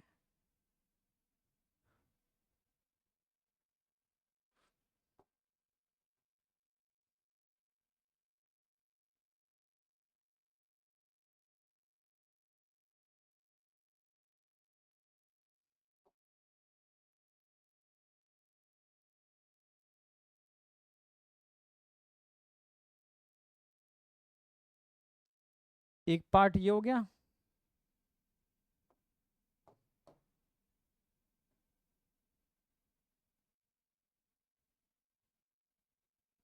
एक पार्ट ये हो गया डार्क कलर में, और कोई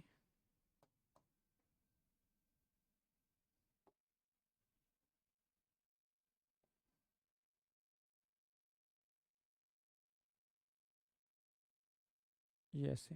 ठीक है, और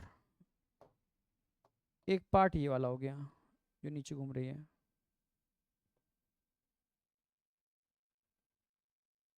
ये हो गई आपकी, तीन हड्डियां होती हैं, समझना। इसको तो बोलेंगे इलियम,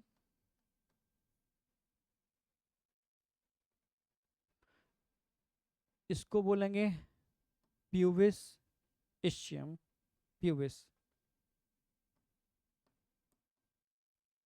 जो नीचे सर्किल बना रही है ना, इसको इस्चियम।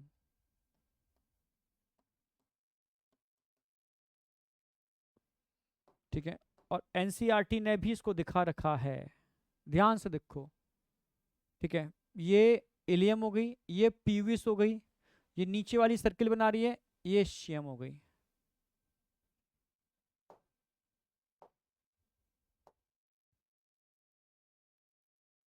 जो नीचे सर्किल बना रही है ये इस्चियम हो गई। ठीक है, और ये पूरी प्यूबिस है ही।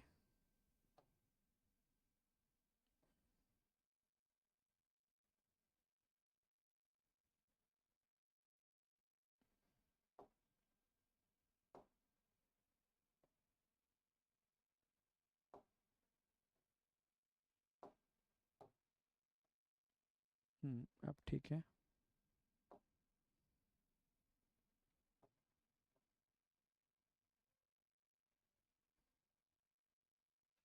अब तीनों बोन समझ पा रहे हो क्या अच्छी तरीके से?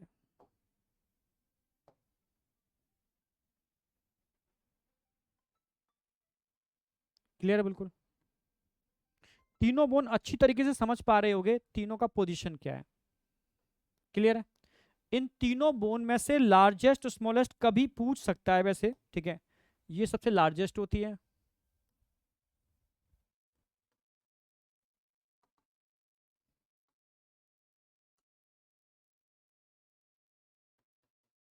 ये स्मॉलेस्ट होगी प्यूबिस। ठीक है, प्यूबिस यहाँ गई, इस्चियम सबसे स्मॉलेस्ट होगी, प्यूबिस ने इस्चियम कर दो।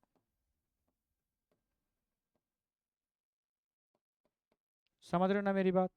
लार्जेस्ट और स्मॉलेस्ट, वैसे स्मॉलेस्ट प्यूबिस होनी चाहिए, क्योंकि प्यूबिस ये तो काफी सर्कल करती है, प्यूबिस ही करो बाई चांस। और इस तीनों बोन के मिलने से बनती है कॉक्सल बोन, एनसीईआरटी की लाइन, कॉक्सल बोन। कॉक्सल का मतलब होता है हाफ ऑफ पेल्विक, यानी एक पेल्विक आधा पेल्विक, इनके ये फ्यूज होकर एक ही बोन बना रहे हैं, आधा पेल्विक आधा पेल्विक। तो पेल्विक के अंदर मैंने बताया था 1 + 1 = 2 बोन होते हैं, यानी दो कॉक्सल मिलकर के पेल्विक बना रहे हैं, ठीक है। तो एक तो समझ में ये आ गया। अब दूसरी बात ध्यान रखनी है, देखो ये यहाँ बीच में दिख रही है ना, ये एक कार्टिलेज है, प्यूबिक सिम्फाइसिस।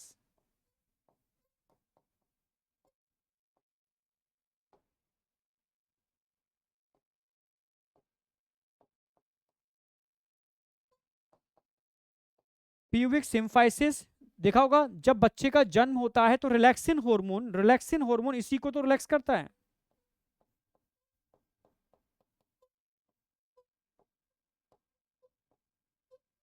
इसी को रिलैक्सिन हार्मोन रिलैक्स करता है, इससे बेबी का बर्थ इजी हो जाता है, दोनों पेल्विक बोन थोड़ा लूज होते हैं, ठीक है। तो एक तो आपको ध्यान रखना है, पेल्विक गिडल को बनाने के लिए दो कॉक्सल बोन होते हैं, और एक कॉक्सल बोन का फॉर्मेशन तीन बोन के फ्यूज होने से बनता है, एक इलियम, एक इशियम, एक प्यूबिस। क्लियर है बिल्कुल, इतना तो सिंपल है, याद रहेगा। अब दो चीजें और याद रखनी है, इसमें भी कैविटी होती है और एक होल होता है, ठीक है। अब यहां जो कैविटी होती है ना, यहां जो कैविटी होती है, इसको बोलते हैं एसीटाबुलम। क्या बोलते हैं इसको? एसीटाबुलम। ये क्वेश्चन आएगा। जैसे अपर गिडल के अंदर क्या था, ग्लिनोइड कैविटी, तो यहां पर होती है एसीटाबुलम।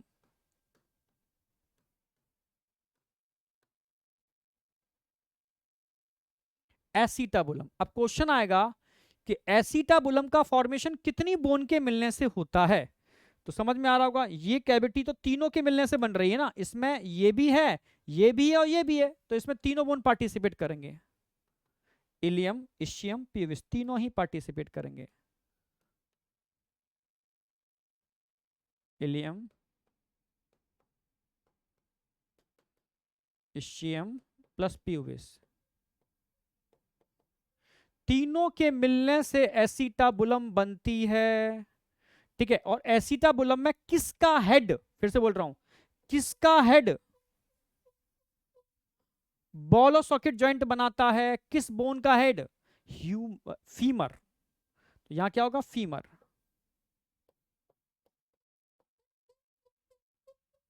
फीमर क्या बनाता है, ball and socket joint.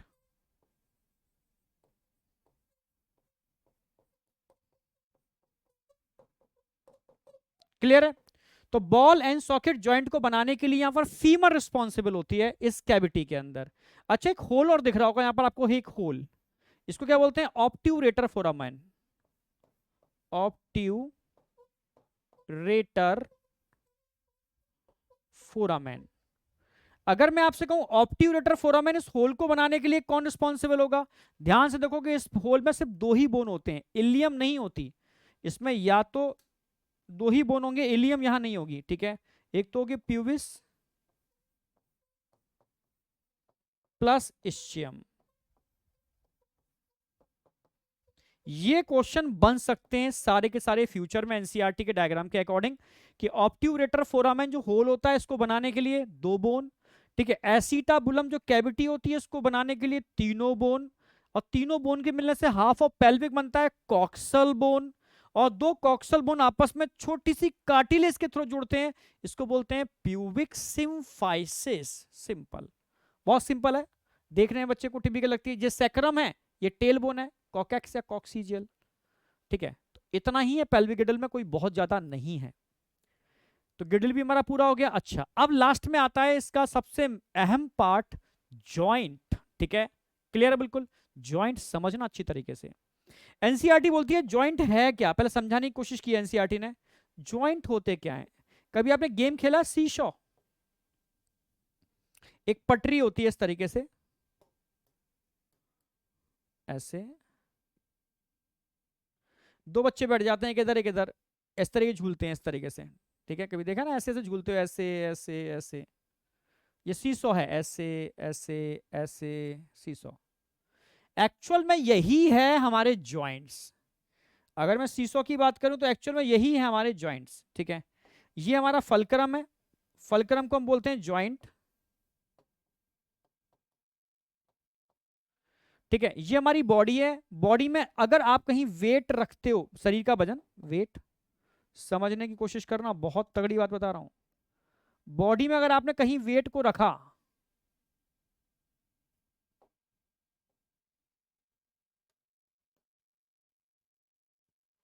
Body में अगर आपने कहीं पर भी वेट रखा, वेट वजन को, उससे क्या होगा, आपका फलक्रम बिगड़ेगा नहीं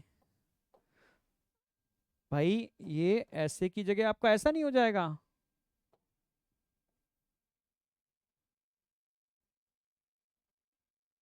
ऐसा हो जाएगा वेट की वजह से, समझ रहे हो ना। पर आप नहीं चाहते ये ऐसा हो, आप नहीं चाहते कि ये ऐसा हो। भाई आप चाहोगे थोड़ा ना कि ऐसा हो जाए वेट की वजह से। ठीक है, तो आप क्या करोगे, इस पर इफर्ट लगाओगे, इफर्ट, समझना। आप यहां पर एफर्ट लगाओगे, मसल्स का एफर्ट लगाओगे। जब मसल्स का एफर्ट लगाओगे तो ये धीरे से वापस मेंटेन हो जाएगा। ठीक है, जस्ट समझना। जॉइंट का एग्जांपल ले रहा हूं, ये मेरा हाथ है, ठीक है, ये मेरा जॉइंट है फलक्रम, ये वजन है। तो वजन से क्या होगा, ये नीचे गया, पर पूरा डिसबैलेंस हो गया ना, पर मैं नहीं चाहता मेंटेन रहे। तो बाइसेप्स के मसल्स एफर्ट लगाएंगे, ये अब मेरा हाथ मेंटेन है, ये फिर नीचे गया, फिर एफर्ट नीचे, एफर्ट नीचे, एफर्ट, इससे बॉडी हमारी क्या करती है, मेंटेन रहती है। ठीक है, तो जॉइंट फलक्रम पर हो क्या रहा है, वजन, आप एफर्ट लगा रहे हो, मसल्स कॉन्ट्रैक्ट, ये तो चल रहा है, मसल्स कॉन्ट्रैक्शन और वजन की वजह से मूवमेंट हो रहे हैं। ठीक है, जैसे नेक है, जॉइंट पीछे होता है, अगर मैं मसल्स को हटा दूं पीछे तो हमारा नेक कैसी हो जाएगी, ये, पर मसल्स एफर्ट लगा रही हैं जिसकी वजह से ये नेक है। ठीक है, मसल्स एफर्ट लगा रही है इसकी वजह से नेक हमारी ये है, समझ रहे हो ना मेरी बात। यानी मसल्स अपना एफर्ट लगाते हैं, ठीक है, और बॉडी का वेट ये फलक्रम के ऊपर रोटेट कर रहा है, तो फलक्रम जॉइंट हो गया, वेट बॉडी का वेट है ही, और मसल्स की जगह आप एफर्ट लगा सकते हो। ये एनसीईआरटी बताने की कोशिश कर रही है। Joint are points of contact, ये एक पॉइंट ऑफ कॉन्टैक्ट है बिटवीन बोन्स एंड कार्टिलेज। ठीक है, ठीक है, फोर्स जनरेटेड बाय मसल्स, यहां पर मसल्स फोर्स जनरेट करते हैं, एफर्ट का मतलब है मसल्स, ये मसल्स की बात चल रही है। Generated by muscles is used to carry out movement through joint, where joint act as fulcrum, joint act as fulcrum, ये पूछेगा। एफर्ट मतलब मसल्स, फलक्रम मतलब जॉइंट, और बॉडी वेट, यही है एक्चुअल में जॉइंट। अब जॉइंट को आप क्लासिफाई कर सकते हो थ्री पार्ट में।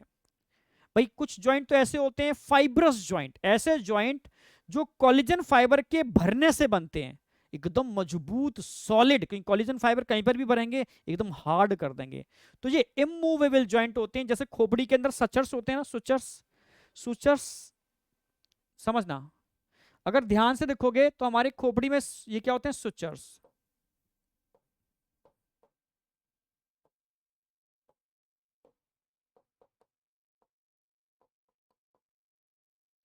हमारी स्कल में सुचर्स होते हैं, ये क्या है, it is a fibrous joint, समझ रहे हो, कोलेजन फाइबर के मिलने से बन रहे हैं। नंबर वन बात करेंगे फाइब्रस जॉइंट, कोलेजन फाइबर के मिलने से बन रहे हैं। ठीक है, इमूवेबल होते हैं, एग्जांपल स्कल के अंदर सुचर्स बहुत अच्छा एग्जांपल है, ये ध्यान रखना। दूसरी हम बात कर लेते हैं कार्टिलेजनस जॉइंट, कार्टिलेजनस यानी ऐसे जॉइंट जिनको बनाने में कार्टिलेज पार्टिसिपेट करती है। एक तो इंटरवर्टिब्रल डिस्क मैंने बताई थी, इंटरवर्टिब्रल डिस्क हाइलीन, भाई इंटरवर्टिब्रल डिस्क एक फाइब्रस कार्टिलेज थी ना, उसकी वजह से हल्के हल्के मूवमेंट होते हैं। तो एक्चुअल में सेमी मूवेबल होते हैं, क्योंकि कार्टिलेज की वजह से हल्के हल्के मूवमेंट होते हैं। ठीक है, तो एक तो इंटरवर्टिब्रल डिस्क हो गई, एक प्यूबिक सिम्फाइसिस, याद हो अभी बताया था मैंने पेल्विक बोन के अंदर, और एक आपका स्टर्नम और रिब्स के बीच में हाइलीन कार्टिलेज थी, ये भी तो कार्टिलेजनस जॉइंट ही है। तो कार्टिलेजनस जॉइंट कार्टिलेज की वजह से बनते हैं, सेमी मूवेबल होते हैं, ठीक है, हल्के हल्के मूव कर लेते हैं। इंटरवर्टिब्रल, प्यूबिक सिम्फाइसिस और स्टर्नम और रिब्स, ये तीन बेहतरीन एग्जांपल हैं। इसको छोड़ करके remaining all are synovial joint, synovial joint, synovial को साइनोवियल क्यों बोलते हैं, साइनोवियल इसलिए बोल रहे हैं बेटा क्योंकि यहां पर एक मेम्ब्रेन होती है, क्या होती है, एक मेम्ब्रेन, ध्यान से देखो, ये तो कार्टिलेज हो गई जो जॉइंट को प्रोटेक्ट करके रखती है, कार्टिलेज, ये कार्टिलेज जॉइंट को मतलब जो आपकी बोन होती है ना उसके ऊपर होती है रबड़ की तरह, और एक मेम्ब्रेन होती है साइनोवियल मेम्ब्रेन, ये एक साइनोवियल मेम्ब्रेन है, ये भी एक साइनोवियल मेम्ब्रेन है। ठीक है, और इस साइनोवियल मेम्ब्रेन के अंदर एक फ्लूइड है, साइनोवियल फ्लूइड, साइनोवियल फ्लूइड जो इन जॉइंट को मूवेबिलिटी देता है, समझ रहे हो। साइनोवियल मेम्ब्रेन है, आर्टिकुलेटिंग कैप्सूल दिख रहा है आपको, ठीक है। साइनोवियल फ्लूइड भरा हुआ है, ये आर्टिकुलेटिंग कार्टिलेज है जो बोन के हेड को, समझ रहे हो, मेंटेन करके रखती है। और बोन के हेड में भरा हुआ होता है red bone marrow, red bone marrow इनके अंदर, जहां पर ब्लड सेल का फॉर्मेशन होता है रेड बोन मैरो में। तो ऐसे जॉइंट जहां भी देखने को मिलेंगे, all are synovial joint, movable joint, समझ रहे हो ना, ऑल आर साइनोवियल जॉइंट। ये क्या है, साइनोवियल जॉइंट।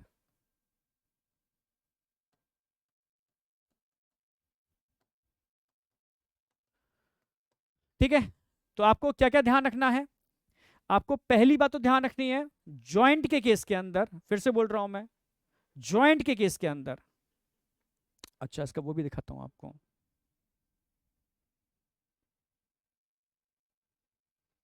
ये तो सब कराई दिया मैंने, पेल्विक कराई दिया मैंने। हम्म,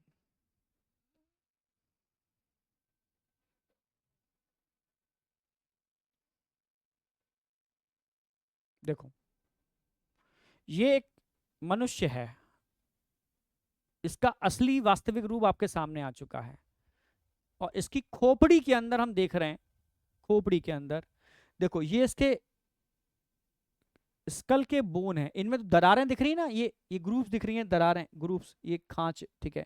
इनके अंदर कोलेजन फाइबर भरा हुआ है, और इस कोलेजन फाइबर के भरने से जो जॉइंट बन रहा है ना, इसको फाइब्रस जॉइंट बोलते हैं, इमूवेबल जॉइंट बोलते हैं। क्लियर है बिल्कुल।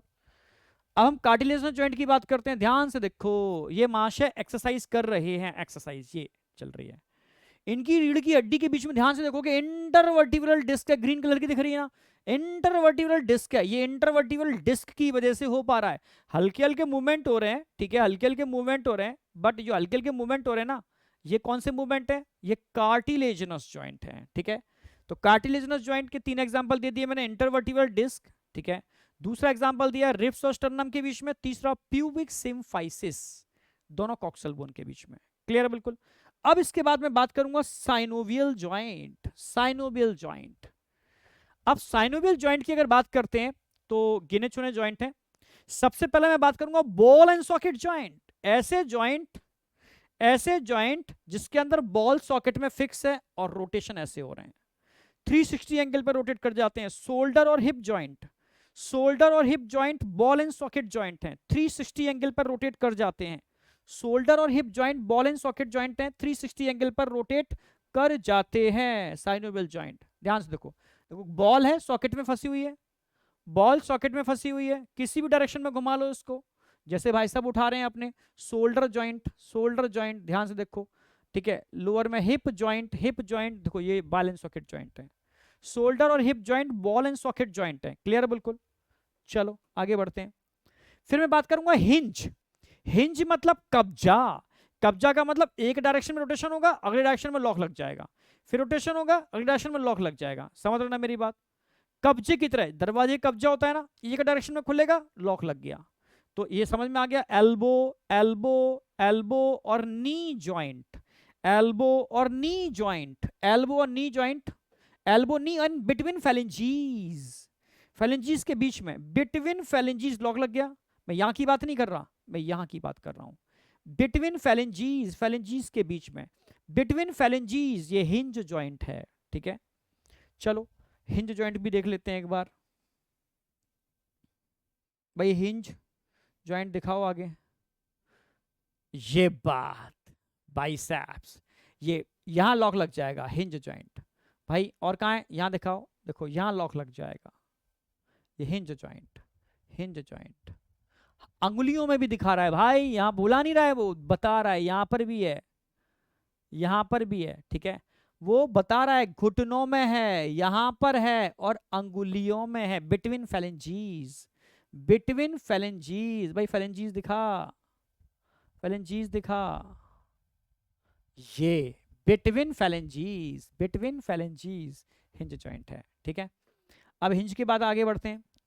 हिंज के बाद पाइवोट जॉइंट, कुली के अंदर कोई चीज घूम रही है, पाइवोट जॉइंट, एटलस और एक्सिस के बीच में पाइवोट जॉइंट, एटलस और एक्सिस के बीच में पाइवोट जॉइंट, ये ध्यान रखना है आपको, ठीक है। अब ग्लाइडिंग, ग्लाइडिंग क्या होते हैं, अच्छा पाइवोट भी दिखा दूं आपको, चलो पाइवोट देखो भाई, पाइवोट ज्वाइंट दिखाओ, पाइवोट का देखो भाई, दिखा रहा है ना पाइवोट ज्वाइंट, दिखा रहा है ना। हाँ ये लेफ्ट राइट, ये लेफ्ट राइट पाइवोट है, ये पाइवोट नहीं है ये पाइवोट है, ये वाला, ये पाइवोट है, ये पाइवोट है। ये जो आगे ऊपर नीचे कर रहा है ना, ये पाइवोट एक्चुअल में नहीं है, ठीक है। ये पाइवोट ये ऊपर नीचे जो नेक हम कर पाते हैं वो पाइवोट की वजह से नहीं, वो कॉन्डाइलॉइड जॉइंट की वजह से, ठीक है। चलो अब हम बात करेंगे पाइवोट हो गया, ग्लाइडिंग, जो छोट जहां पर एक दूसरे में बोन स्लाइड करते हैं, स्लाइड करते हैं, स्लाइडिंग जहां होती है वहां ग्लाइडिंग होती है। तो कार्पल के अंदर भी स्लाइडिंग होती है, और पैरों में पैरों में टार्सल के अंदर भी स्लाइडिंग होती है। तो ध्यान रखना, कार्पल और टार्सल इनके बीच में स्लाइडिंग होती है, ठीक है। तो यहां पर ग्लाइडिंग ज्वाइंट होते हैं। अब कॉन्डाइलॉइड बताया था मैंने, स्कल, स्कल और एटलस के बीच में condyloid joint, condyloid between skull and atlas. और कहां होते हैं, और इसके अलावा समझना, ये तो ग्लाइडिंग हो गए, अब ये मेटाकार्पल हो गए, समझ रहे हो। मेटाकार्पल ऑफ फेलेंजीज, ये घूसा दिख रहा है ना बना हुआ, ये मेटाकार्पल ऑफ फेलेंजीज, ये पीछे चला गया, ये कॉन्डाइलॉइड है, ये कॉन्डाइलॉइड, ये कॉन्डाइलॉइड, ये पीछे वाला, ये कॉन्डाइलॉइड, ये कॉन्डाइलॉइड ज्वाइंट है, ये कॉन्डाइलॉइड ज्वाइंट है, समझ रहे हो।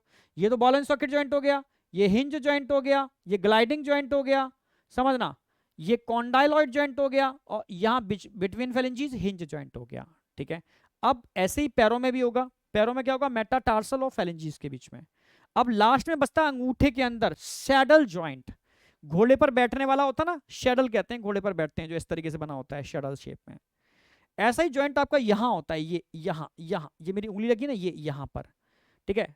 ये क्या है, कार्पल और मेटाकार्पल ऑफ थंब, फिर से बोल रहा हूं, carpal, between carpal and metacarpal of thumb, only thumb में, टो में नहीं होता, ओनली थंब में, सैडल ज्वाइंट, कार्पल और मेटाकार्पल ऑफ थंब। दिखाता हूं, आगे दिखाओ भाई, ये ग्लाइडिंग ज्वाइंट है, स्लाइड कर रहे हैं ना, स्लाइडिंग स्लाइडिंग चल रही है, ग्लाइडिंग ज्वाइंट है, यहां ग्लाइडिंग ज्वाइंट होते हैं, यहां ग्लाइडिंग ज्वाइंट होते हैं, यानी रिस्ट में होंगे और एंकल में होंगे ग्लाइडिंग ज्वाइंट। शटल ज्वाइंट का होंगे, शटल दिखाओ भाई, shuttle joint, shuttle joint thumb में दिखाएगा, देखो अभी देखो थंब में, थंब में दिखाएगा, देखो ये है शटल ज्वाइंट, ये है शटल ज्वाइंट, समझ रहे हो ना, ये शटल ज्वाइंट, इसको भी क्लासिफाई मैग्नीफाई कर रहा है, ये है शटल ज्वाइंट, क्लियर है बिल्कुल। शटल यानी घोड़े पे चढ़ते हैं, शटल जिस शेप में होता है घोड़े पे चढ़ते हैं, इस तरीके से शटल ज्वाइंट, ठीक है। तो ये हमारे सारे ज्वाइंट कवर हो जाते हैं, कंप्लीट ज्वाइंट, ठीक है। अब फाइनली डिसऑर्डर्स चैप्टर एंड। सबसे पहले माइस्थीनिया ग्रेविस और मस्कुलर डिस्ट्रॉफी को समझो, ठीक है। माइस्थीनिया ग्रेविस क्या है समझो, ये हमारा न्यूरोमस्कुलर जंक्शन है, ये न्यूरोमस्कुलर जंक्शन है, ये न्यूरॉन्स हुए, ये मसल्स हुई हमारी, मसल्स, मसल्स पर रिसेप्टर्स होते हैं, पता होंगे ना आपको, न्यूरोट्रांसमीटर को बाइंड अटैच करने वाले रिसेप्टर्स।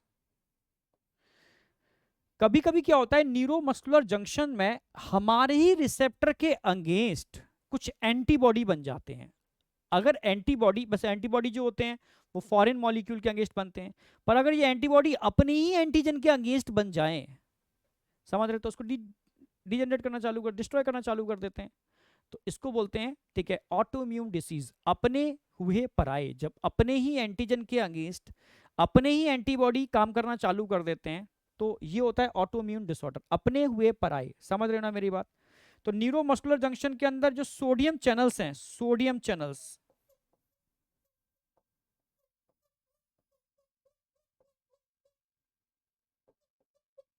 इनके अगेंस्ट कौन बन जाते हैं, फॉर्मेशन ऑफ एंटीबॉडी।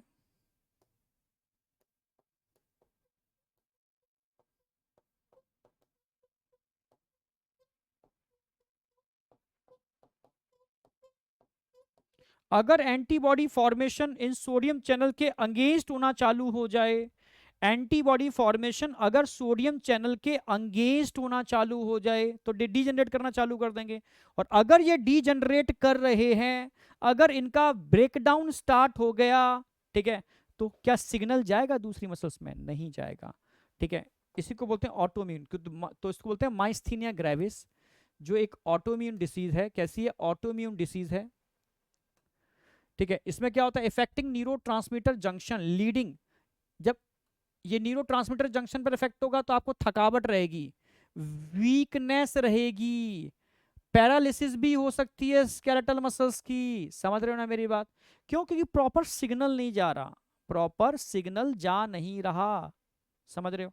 इसी को बोलते हैं autoimmune disease myasthenia gravis. समझे या नहीं समझे? अगला हम बात करेंगे मस्कुलर डिस्ट्रॉफी, ठीक है। ये ध्यान रखना ऑटो इम्यून डिसीज है। अब मस्कुलर डिस्ट्रॉफी की बात करता हूं मैं। जैसे मान लो एक मसल्स है, ये एक मसल्स, ये दूसरी मसल्स है।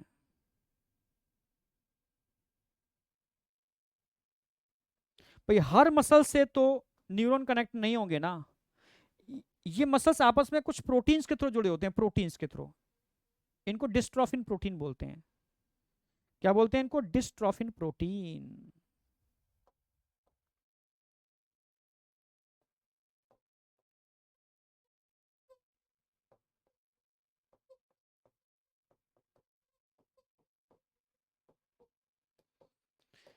और प्रोटीन है तो बनाने के लिए कोई ना कोई जीन रिस्पॉन्सिबल होगा ही ना इसके लिए। भाई जीन से प्रोटीन बनेगी। ये प्रोटीन क्या काम करेगी? इस मसल्स के अंदर सिग्नल जाएगा ना, इस सिग्नल को ये दूसरी मसल्स में भेजते हैं, सिग्नल को दूसरी मसल्स में भेजते हैं। अगर ये प्रोटीन डी, समझा मैं मेरी बात, इस प्रोटीन को बनाने वाले जीन के अंदर अगर म्यूटेशन हो जाए,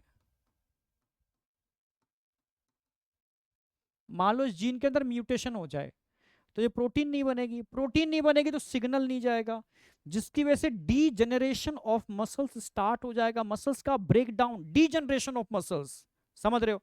और जब मसल्स का डी जनरेशन होगा बेटा, ठीक है, तो इसको बोलते हैं मस्कुलर डिस्ट्रॉफी। क्लियर है? बिल्कुल। बहुत खतरनाक प्रॉब्लम होती है मस्कुलर डिस्ट्रॉफी, जेनेटिकल डिसऑर्डर है। इसका इलाज अर्ली स्टेज में, अगर एज निकल जाए तो इसका कोई इलाज ही नहीं है। अर्ली स्टेज में भी कोई 100% ट्रीटमेंट नहीं है, ठीक है। हाँ, फिर भी 80-90% तक साइंटिस्टों ने कई लाख, लाख नहीं शायद करोड़, ठीक है, कई करोड़ का एक इंजेक्शन बनाया है, ठीक है। वो लगता है अर्ली स्टेज में तो एक बार को रिकवरी होने की प्रोबेबिलिटी है, नहीं तो बाद में तो वैसे भी नहीं है, ठीक है। पूरा शरीर टेढ़ा हो जाता है, मसल्स का डीजनरेशन स्टार्ट हो जाता है, बड़ा खतरनाक प्रॉब्लम है, ठीक है। तो समझ रहे ना मेरी बात? तो दो प्रॉब्लम मैंने बता दी आपको, एक तो मस्कुलर डिस्ट्रॉफी जो कैसी डिसीज है, ठीक है, it is a genetic disorder, genetic disorder है, जिसमें क्या होता है? डीजनरेशन होता है स्केलेटल मसल्स का, डीजनरेशन ऑफ स्केलेटल मसल्स। और तीसरी है टीटैनी, टीटैनी लाइक टिटनस, लॉक जॉ, ठीक है। अगर ब्लड में कैल्शियम आयन की कमी हो जाती है, फिर से बोल रहा हूं, ब्लड में कैल्शियम आयन की कमी हो जाती है तो इससे मसल्स एकदम सडनली, ठीक है, कह सकते हो वाइल्ड कॉन्ट्रैक्ट करते हैं खतरनाक तरीके से। इसी को टेटैनी बोलते हैं, टेटैनी, ठीक है। Rapid spasm, wild contraction in muscles due to low calcium ion in body fluid. Clear है? बिल्कुल। तो तीन डिसऑर्डर तो मैंने स्केलेटल सिस्टम के बता दिए, ऐसे ही मसल्स के भी, सॉरी तीन तो उसके हो गए मसल्स के, ऐसे ही तीन मैं बोन के बताऊंगा। जैसे ऑर्थोराइटिस, ऑर्थो मतलब ज्वाइंट, आइटिस मतलब इन्फ्लामेशन। अगर आपके ज्वाइंटों में इन्फ्लामेशन हो रहा है, सूजन आ रही है, तो इसको ऑर्थोराइटिस बोलते हैं, सिंपल सी बात। ऑर्थो मतलब ज्वाइंट, आइटिस मतलब, ठीक है, ऑर्थोराइटिस। ऑस्टियोपोरोसिस, ऑस्टियो मतलब बोन, पोरोसिस मतलब होल हो जाने, बोन की डेंसिटी कम हो जाना, धीरे धीरे कैल्शियम बाहर निकलना स्टार्ट हो जाना। ये कब होता है? तो मेल में भी हो सकता है पर फीमेल में भी, पर फीमेल में उसके होने की प्रोबेबिलिटी मेल से बहुत ज्यादा होती है। कब होती है? लेट एज में, 45 साल के बाद। क्योंकि 45 साल के बाद या 45 साल से ही मान लो धीरे धीरे फीमेल का एस्ट्रोजन लेवल कम होना स्टार्ट हो जाता है, और एस्ट्रोजन की कमी की वजह से कुछ सेल होते हैं, इनको होते हैं ऑस्टियोक्लास्ट, वो एक्टिव हो जाते हैं और बोन को ब्रेक करना चालू कर देते हैं, ठीक है। तब ऑस्टियोपोरोसिस की प्रोबेबिलिटी फीमेल्स में बढ़ जाती है, ठीक है।